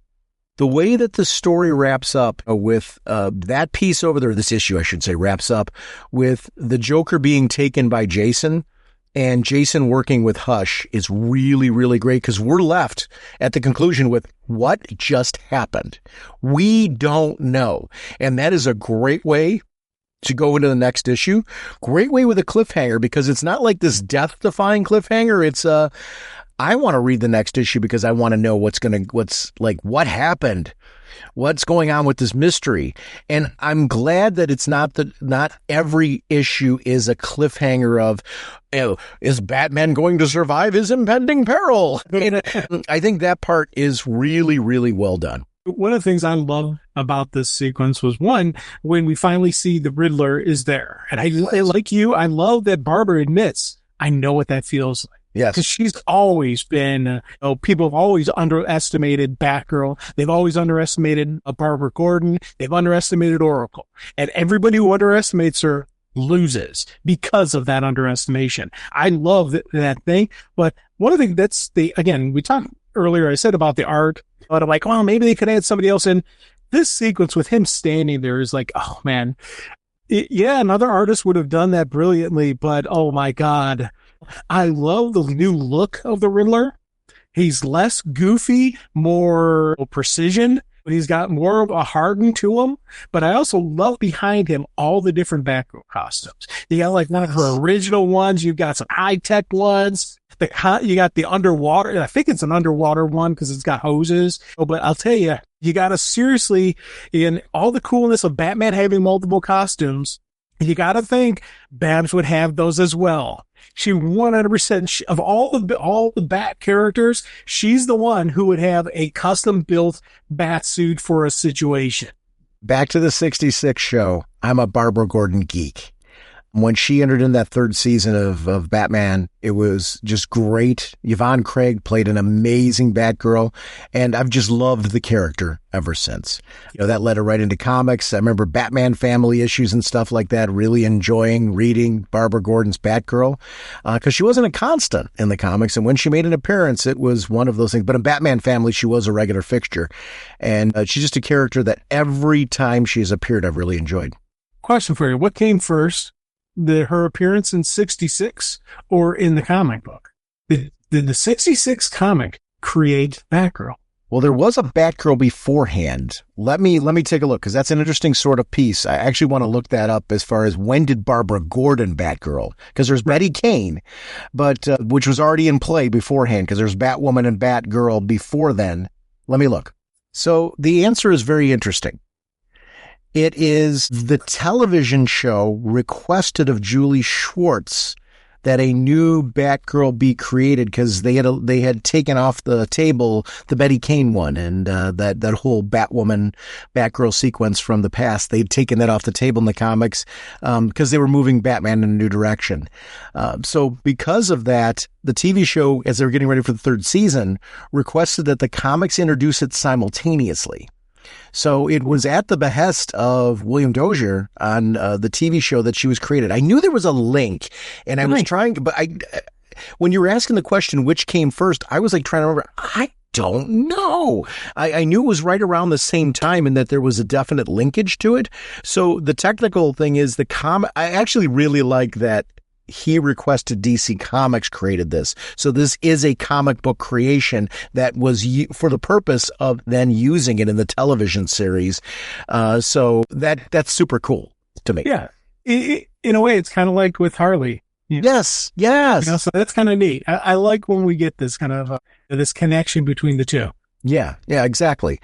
So the cover for 160, and this is going to be the last issue we're covering on this particular episode, and the reason why is 161 is currently out, but 162 and 163 have been delayed. Our plan is we're going to do 161, 162, and 163 together in part 2 of this. So we're not ignoring the fact that it's been released. It just makes sense for us to do these in like 3 issue links, and we will get the whole Hush too, so we're not ignoring that. I love that this cover is all about the silence. And I love the words in the background, hush, hush, hush, hush, hush. And you see Bruce clutching his head and the blood streaming from his ears and his face, because of the fact that this is affecting him. It's a very dynamic and powerful cover. Oh, God, yeah. Again, this is some brilliant artwork. It looks awesome. It looks cool. I'm digging it. And again, I still stand behind it. There are some amazing artists who probably could have continued this story, but it would look different. It 100% would be a different feel and a different look to it. So I understand why they're going with they're sticking with their team, because again, this is some amazing artwork. I love this. I love the look. I love the story, but I do love the look of this piece. So the book would be different with a different artist. What's interesting in the cave, as the whole sequence is playing out, we're seeing Jason and Hush. I'm so glad we got to see this lens of the security cameras. This was done deliberately. Again, it's a deliberate. That's why there is that part of me that's like, is this really Hush? I don't know. Because I could see this being the Riddler, except how could the Riddler be there and be with, because if Dick and Barbara were happening at the same time, does that place the Riddler with them?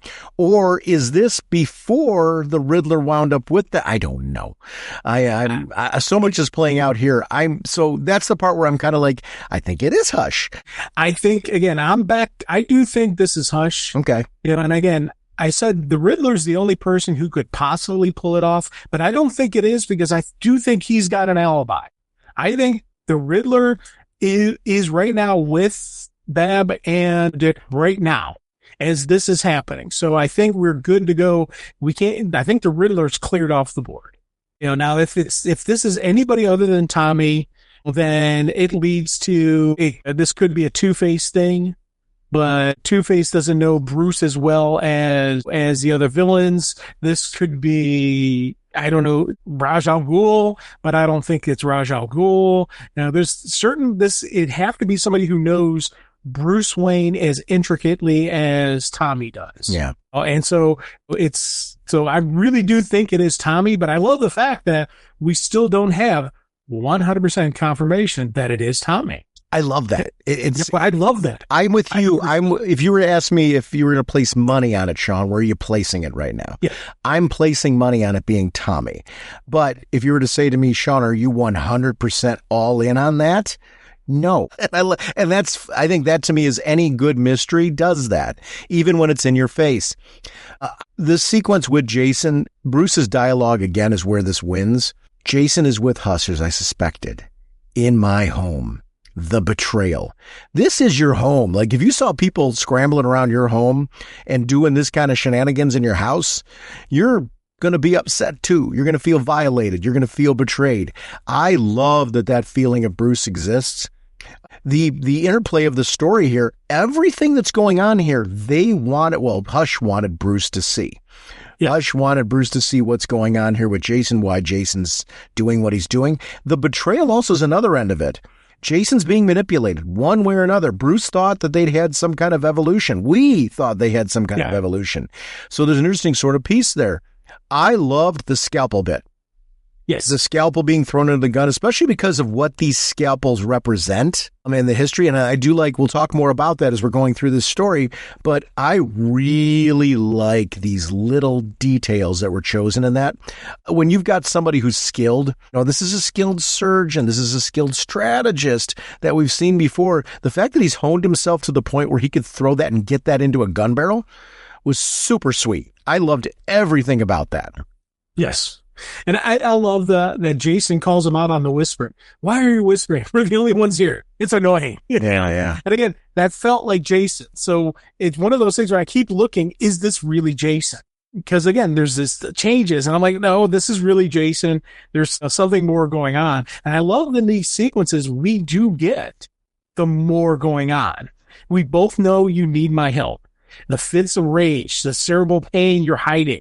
Your brain is deteriorating. There's too much damage, even for the Lazarus Pit to repair. I love the fact that we now have an explanation as to why Jason is kind of like regressing back past where he'd evolved past this. He had grown past this. This need to kill the Joker had been subsided. And now we're seeing, why is he working with Hush? Why is he doing this? Okay, we're getting it now. Tommy can maybe help Jason with this other brain problem that he's got going on, if it really is a problem. I love the fact that there is still questions about this. Is this real? Is this more Hush mind games that he's playing on Jason, that he's playing on Bruce? I don't know yet. Well, and he tried to use the same game that he played on Bruce in the original Hush on Jason right now. He didn't think to call his childhood friend and the best brain surgeon in the world. When Bruce cracked his own skull open, mine was the first number he dialed. Well, yeah, that's because you were manipulating him. You put hypnotic suggestions into the Bat computer. Yeah. And I love that. I like that Jason's calling him out a little bit on this. Yeah. Nice. Did you add that part for me or for the surveillance cameras? And I love that Jason's got his issues right now. And the mental trauma that he's going through makes a lot of sense as far as what this is doing to Jason. So I like that right now there's a sympathetic part of you that goes, Jason's not himself. And how long has Jason not been himself? And Hush is taking advantage of that particular piece. To your point, did Hush do this to him? Is this something that there's all kinds of pieces that are going on here? But I really like that play out. Yeah. And the other thing that did pop up in my head is, how long has Hush been planning this? Right. Because you go back to previous issue where the Joker hit Hush on the right spot to shut everything down. Yeah. Did Hush mess with Bruce's costumes to give him that weakness? Sure. Oh, and the cameras. He knows where all the cameras are because he throws the scalpels and destroys them. How much does Hush know about the cave? How much does he know about Bruce's layout? Because he came in there at will. He's been in there multiple times. So once again, Hush is messing with the cave. And when did he start working with Jason? No, I mean, because Jason could be a source of information for this as well. Oh, God, yeah. When did he start working with Jason? And it's kind of neat, just the level of who is he working with? When did he start working with them? Which, again, it does lead to the mystery of the Riddler. Yeah. Because Babs brought the Riddler into this mix because she knows, as she told Dick, he's a lot smarter than anybody knows. He can help us with this situation. He knows stuff. But did Tommy set that up? Did Tommy know that they were going to go to him? Or did the Riddler set all this up to prove that he's the smartest man in the room? And that's where there is a part of me that's like, is this a Hush story or is this a Riddler story? Yes. I don't know. There is a part of me that thinks this might be a Riddler story. Dude, I want to really do. Again, it was one of those things where I do think this could be a Riddler story. And I love Hush. I love Tommy. So I'm not, but I don't care. I don't care. There's so many little layers of mystery. I want to know the rest of the story. Yeah. I care in the sense that I want to know. I want to discover it. So I care in that sense. As far as what this story is, the part I don't care about is I'm enjoying the journey so much and like being engrossed in the unfolding mystery. That's the area earlier, going back to what I was saying earlier. Where do you get annoyed with delays? It's that. But it's also a compliment to the creative team in the sense that I want more. So they're doing what we need them to do with this in the sense that I want to read more of this story. And I also don't want to be taken out of it. I want to be reading it as fast as possible. So that way I'm emotionally invested as this story continues on. So it's an interesting duality of where am I at with those pieces. We're reading chapter 3 of The Night right now and kind of going through that particular piece. And Bruce is talking about the scalpel, the Damascus steel, but I'd be remiss if I didn't tell you how cool I think that bat cycle is. Oh, God, yeah, yeah. It's like you keep like how many times can you modify a motorcycle and make it look really cool? Because they've done it so many times where it looks really cool. Apparently a lot, because this looks really cool. Yeah. Again, I did chuckle that he grabs the motorcycle because he's got an umpteen number of Batmobiles. Yes. He could have just grabbed another Batmobile. But again, it's neat showing him on the bike, using the bike to go check out where he may have moved to. I wonder too if it's where he wants to go, the cycle's a better thing to get in between places. Because remember, vehicle's not always going to be a full four-wheel vehicle is not always going to be easy to sneak in alleyways and things like that. There's a reason for Batman to have motorcycles. Yeah. And that part really does work in the world of Batman. You would imagine there's a lot of alleys and things where having just the ability to be able to move quickly is going to benefit instead of having to okay, now I've got to rappel to get to the main road so I can get back to the Batmobile to get on the road. If I just had a motorcycle here, I could already be going at that point. I don't have to be using grapples and ropes and things like that at that moment. A lot of that strategically makes sense. These flashback sequences were something I loved about the original Hush series. And the fact that they're here again and again continuing to flesh out this relationship with things that we didn't know, Damascus Steel being one of them, with the fact that this was something that was very important to his father. They were uniquely created, and something I love that with his dad, it wasn't just for him. Yes. This was something that I found that makes me more effective as a surgeon. It needs to be shared with everybody. I love when we get strong ethics from Thomas Wayne, you see why Bruce is the way that he is.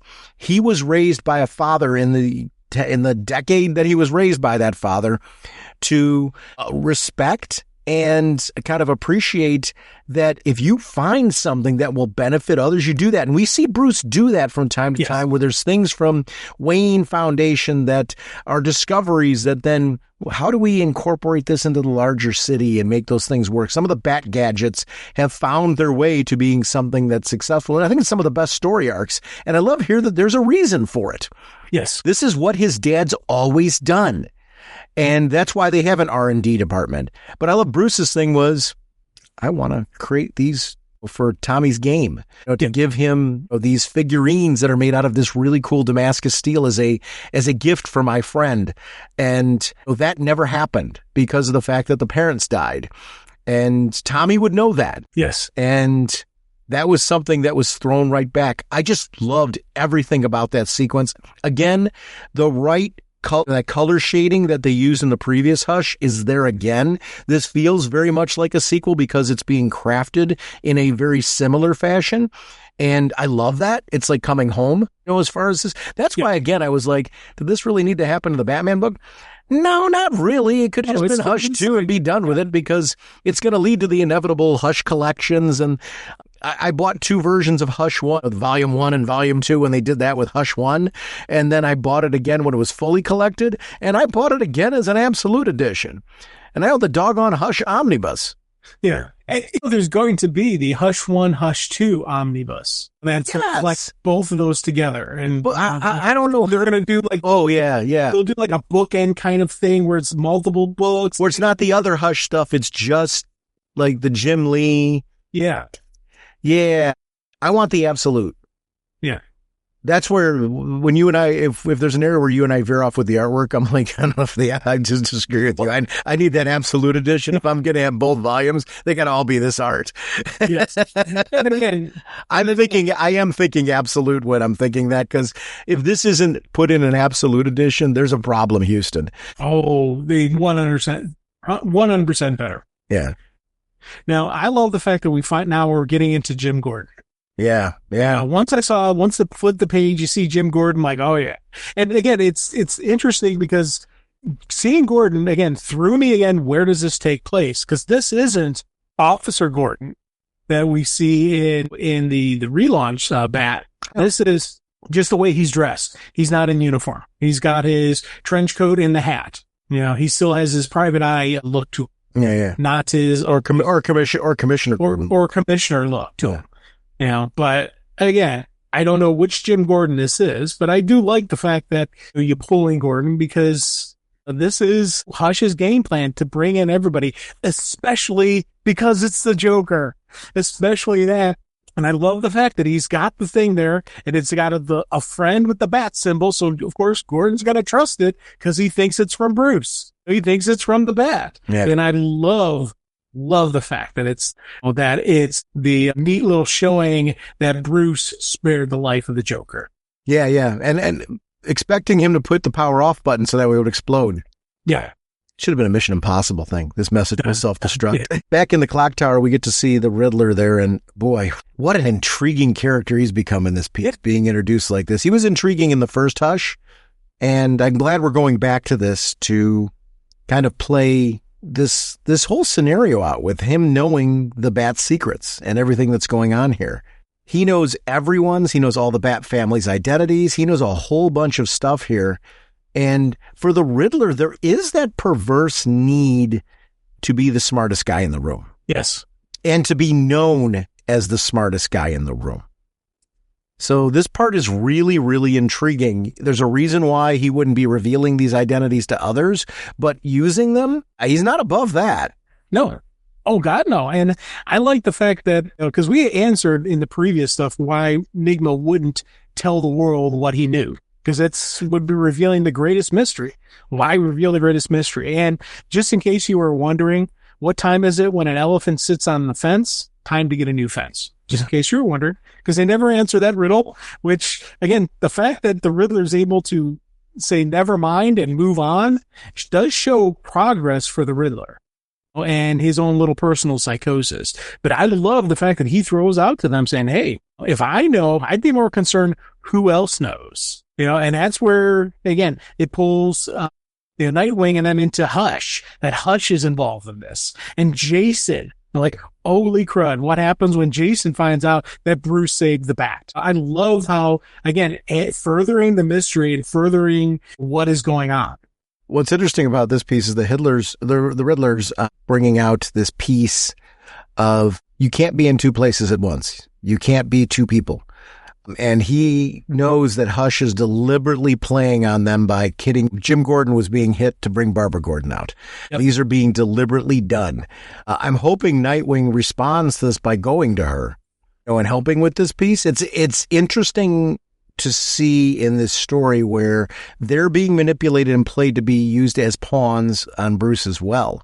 They're players on the chessboard. And yes. Hush is very well aware of it. The question is Riddler on the chessboard, or is he also playing the game? If he's also playing the game, he could be a third member playing the game, which could be foiling what is going on with Hush. It's intriguing to see where the Riddler's allegiances in this really lie. Is he offended by Hush? Because there's another possibility there. He's offended by this man who is trying to take his MO. Yeah. And I could see him being upset with Hush for that reason. He's the Riddler. Hush is doing this great mystery, great riddle. That's Hush. That's Riddler's bag. And you can 100% see the Riddler wanting to take down Hush for that sole reason. You can 100%, as you said, he wants to prove he's the smartest man in the room. Or we do have option C, which we don't know yet. Yes, there could be a completely different reason why Riddler's involved in this, and we don't know yet. I think that, for me, again, talk about a mystery story. When Hush first came out, it was this great mystery. Oh, who is this Hush? Who is that? And they did all those swerves to throw you off of Tommy. And even when I read it afterwards, knowing it was Tommy, I still could recognize, wait, I thought they said it was Tommy. Wait, it's not. We still have that same mystery here. We know Hush is Tommy. We know Hush is Tommy. Is it? We're still wondering. And we know the Riddler's working with him. Is he? Or is he working with Tommy? Or is it something else? You don't know what's going on, where the pieces are playing out. I love that, how they're doing that. Again, the fundamental coolness of a Hush story is the mystery, is the unknown play out, is that big swerve at the end where you go, oh my God, I can't believe that. So I love that we're getting this. And again, showing Hush's intelligence.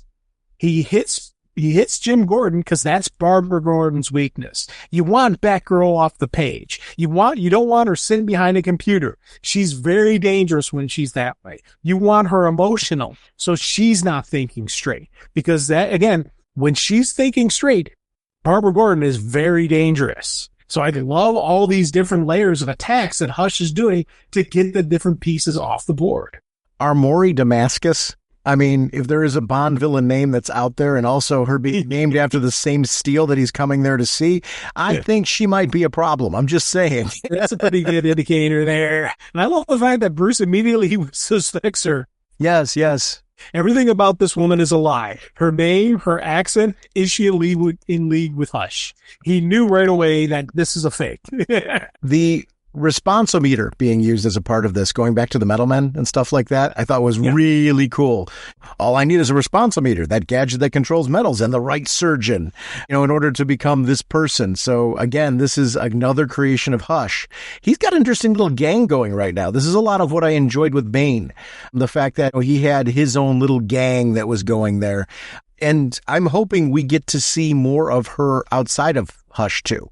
These are toys that are being put on the table to be used, because I thought she's another really interesting and cool creation being done here with the link to the fact that there's a Metal Men thing that was being done here.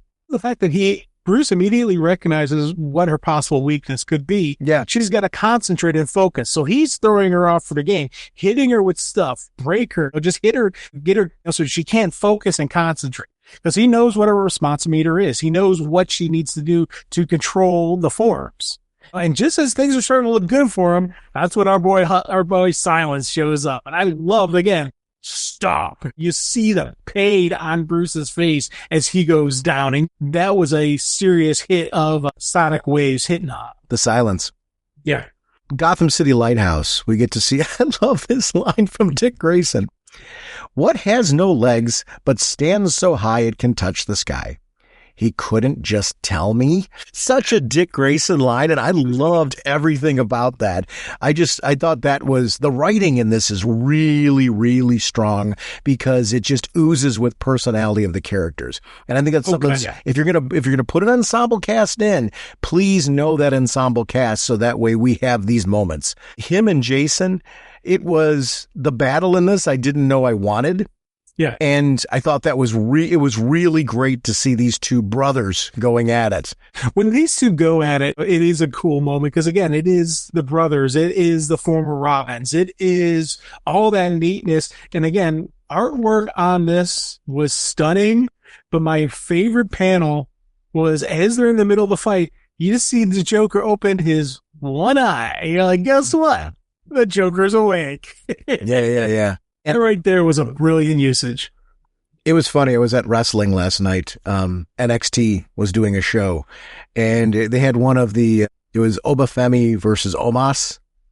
And they're setting up for a bigger confrontation, a bigger battle. They were wrestling at a house show.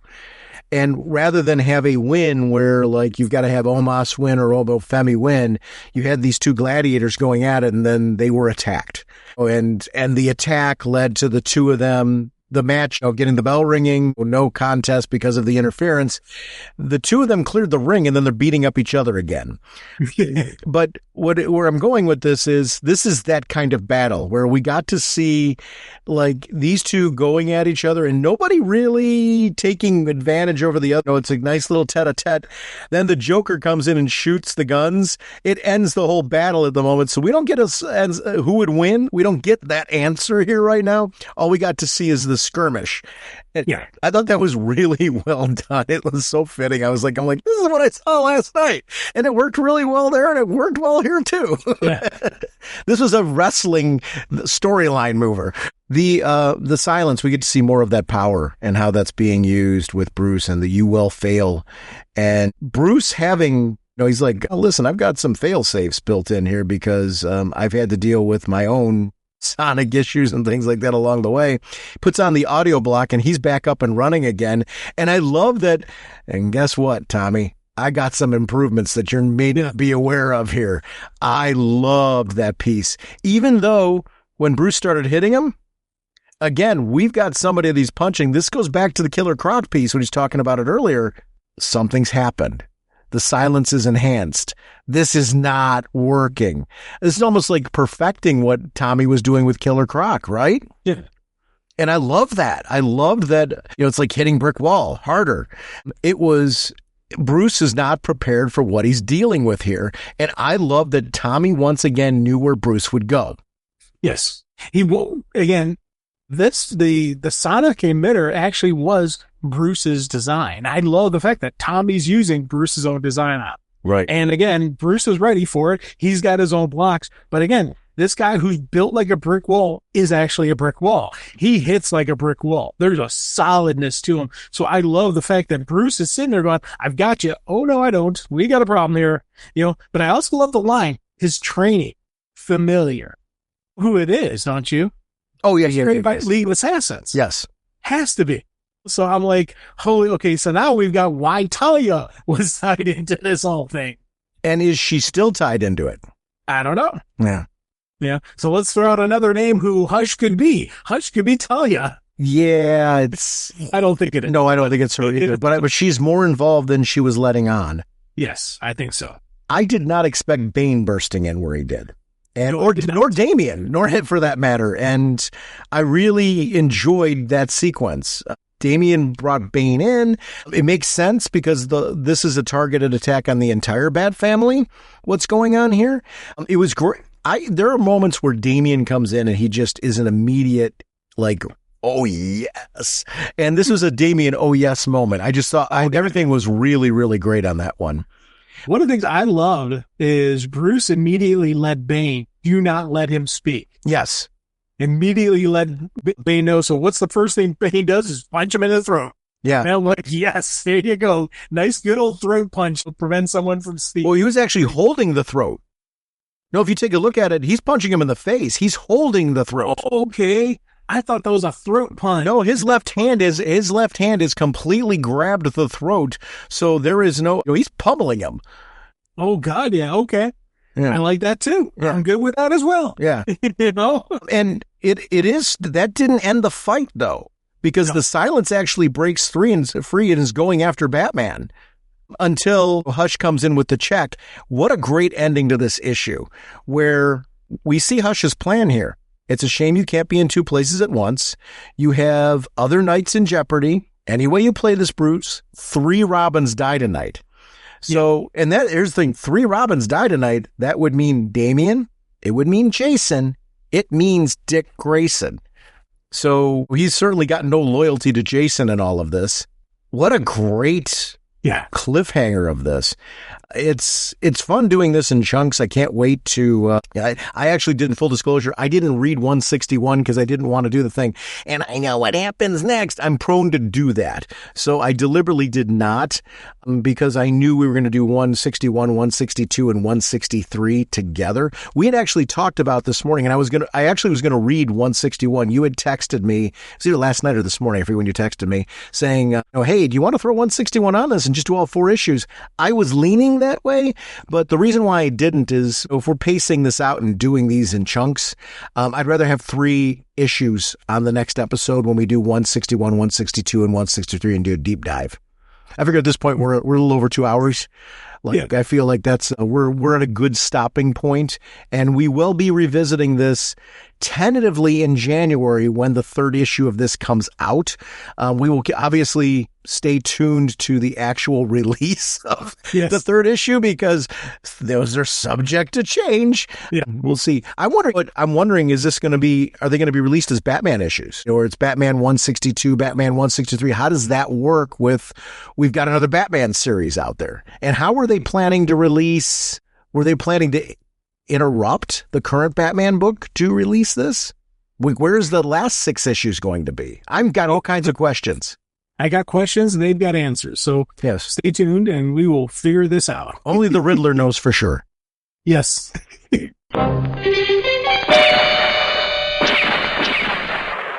RagingBullets.com is our show website that you can find details on upcoming episodes of the podcast and current releases. We feed into X/Twitter. We also feed into our Facebook fan page. We are proud to be part of a great, amazing Facebook group community where there's constantly conversations going on around comics and pop culture.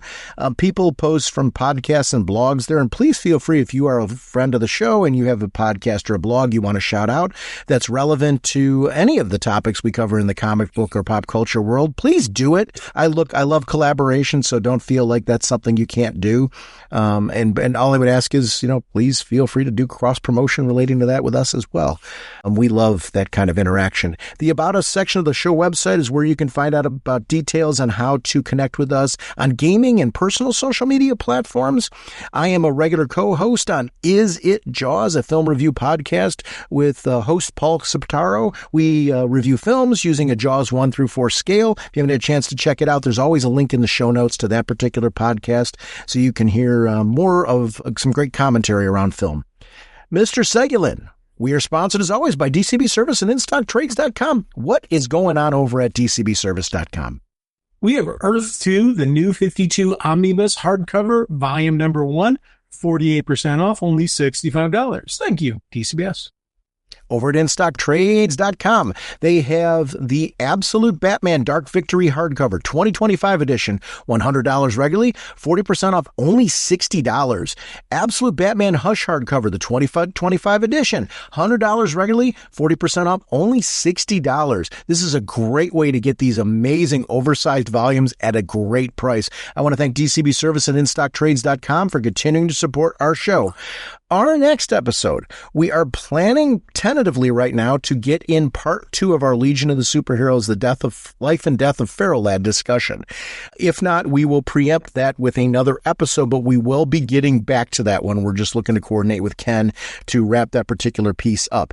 Some things we have coming this month that are going to be interesting. We're going to start talking about DCKO, the big DC event. Not just DCKO, but some of the books that surround that event to talk about what is going on in the DC universe right now. We're also going to be hitting on some of our favorites. We're going to be doing a Flash story arc. We're going to be doing Green Lantern story arc. So more details will be forthcoming on those pieces, but we're going to be doing episodes like this with some deep dives into these storylines where we really focus on the beginning, middle, and end of what's going on the things that you probably all want to talk about. So we will see you next week. Bye! All right, you guys. Are you ready to sing your song? I'd say we are. Yeah, let's sing it now. Okay, this should be fun. Now get ready for your cue. Okay, Sean? Okay. Okay, Jim? Jim? Jim! Okay. Raging Bullets time is here. We talk about what we hold dear. Comic books and TV shows. Superheroes and their clothes. Justice League and so much more. I just love Green Lantern Corps. We talk about the books we've read with spoilers straight ahead.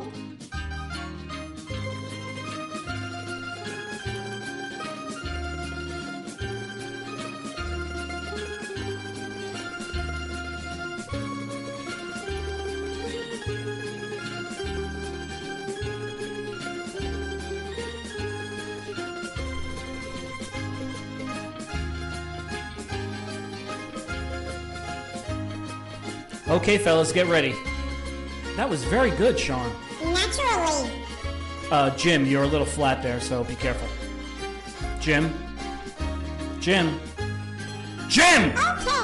Justice League and so much more. I still love Green Lantern Corps. DC Comics are what we know. The Raging Bullet Show.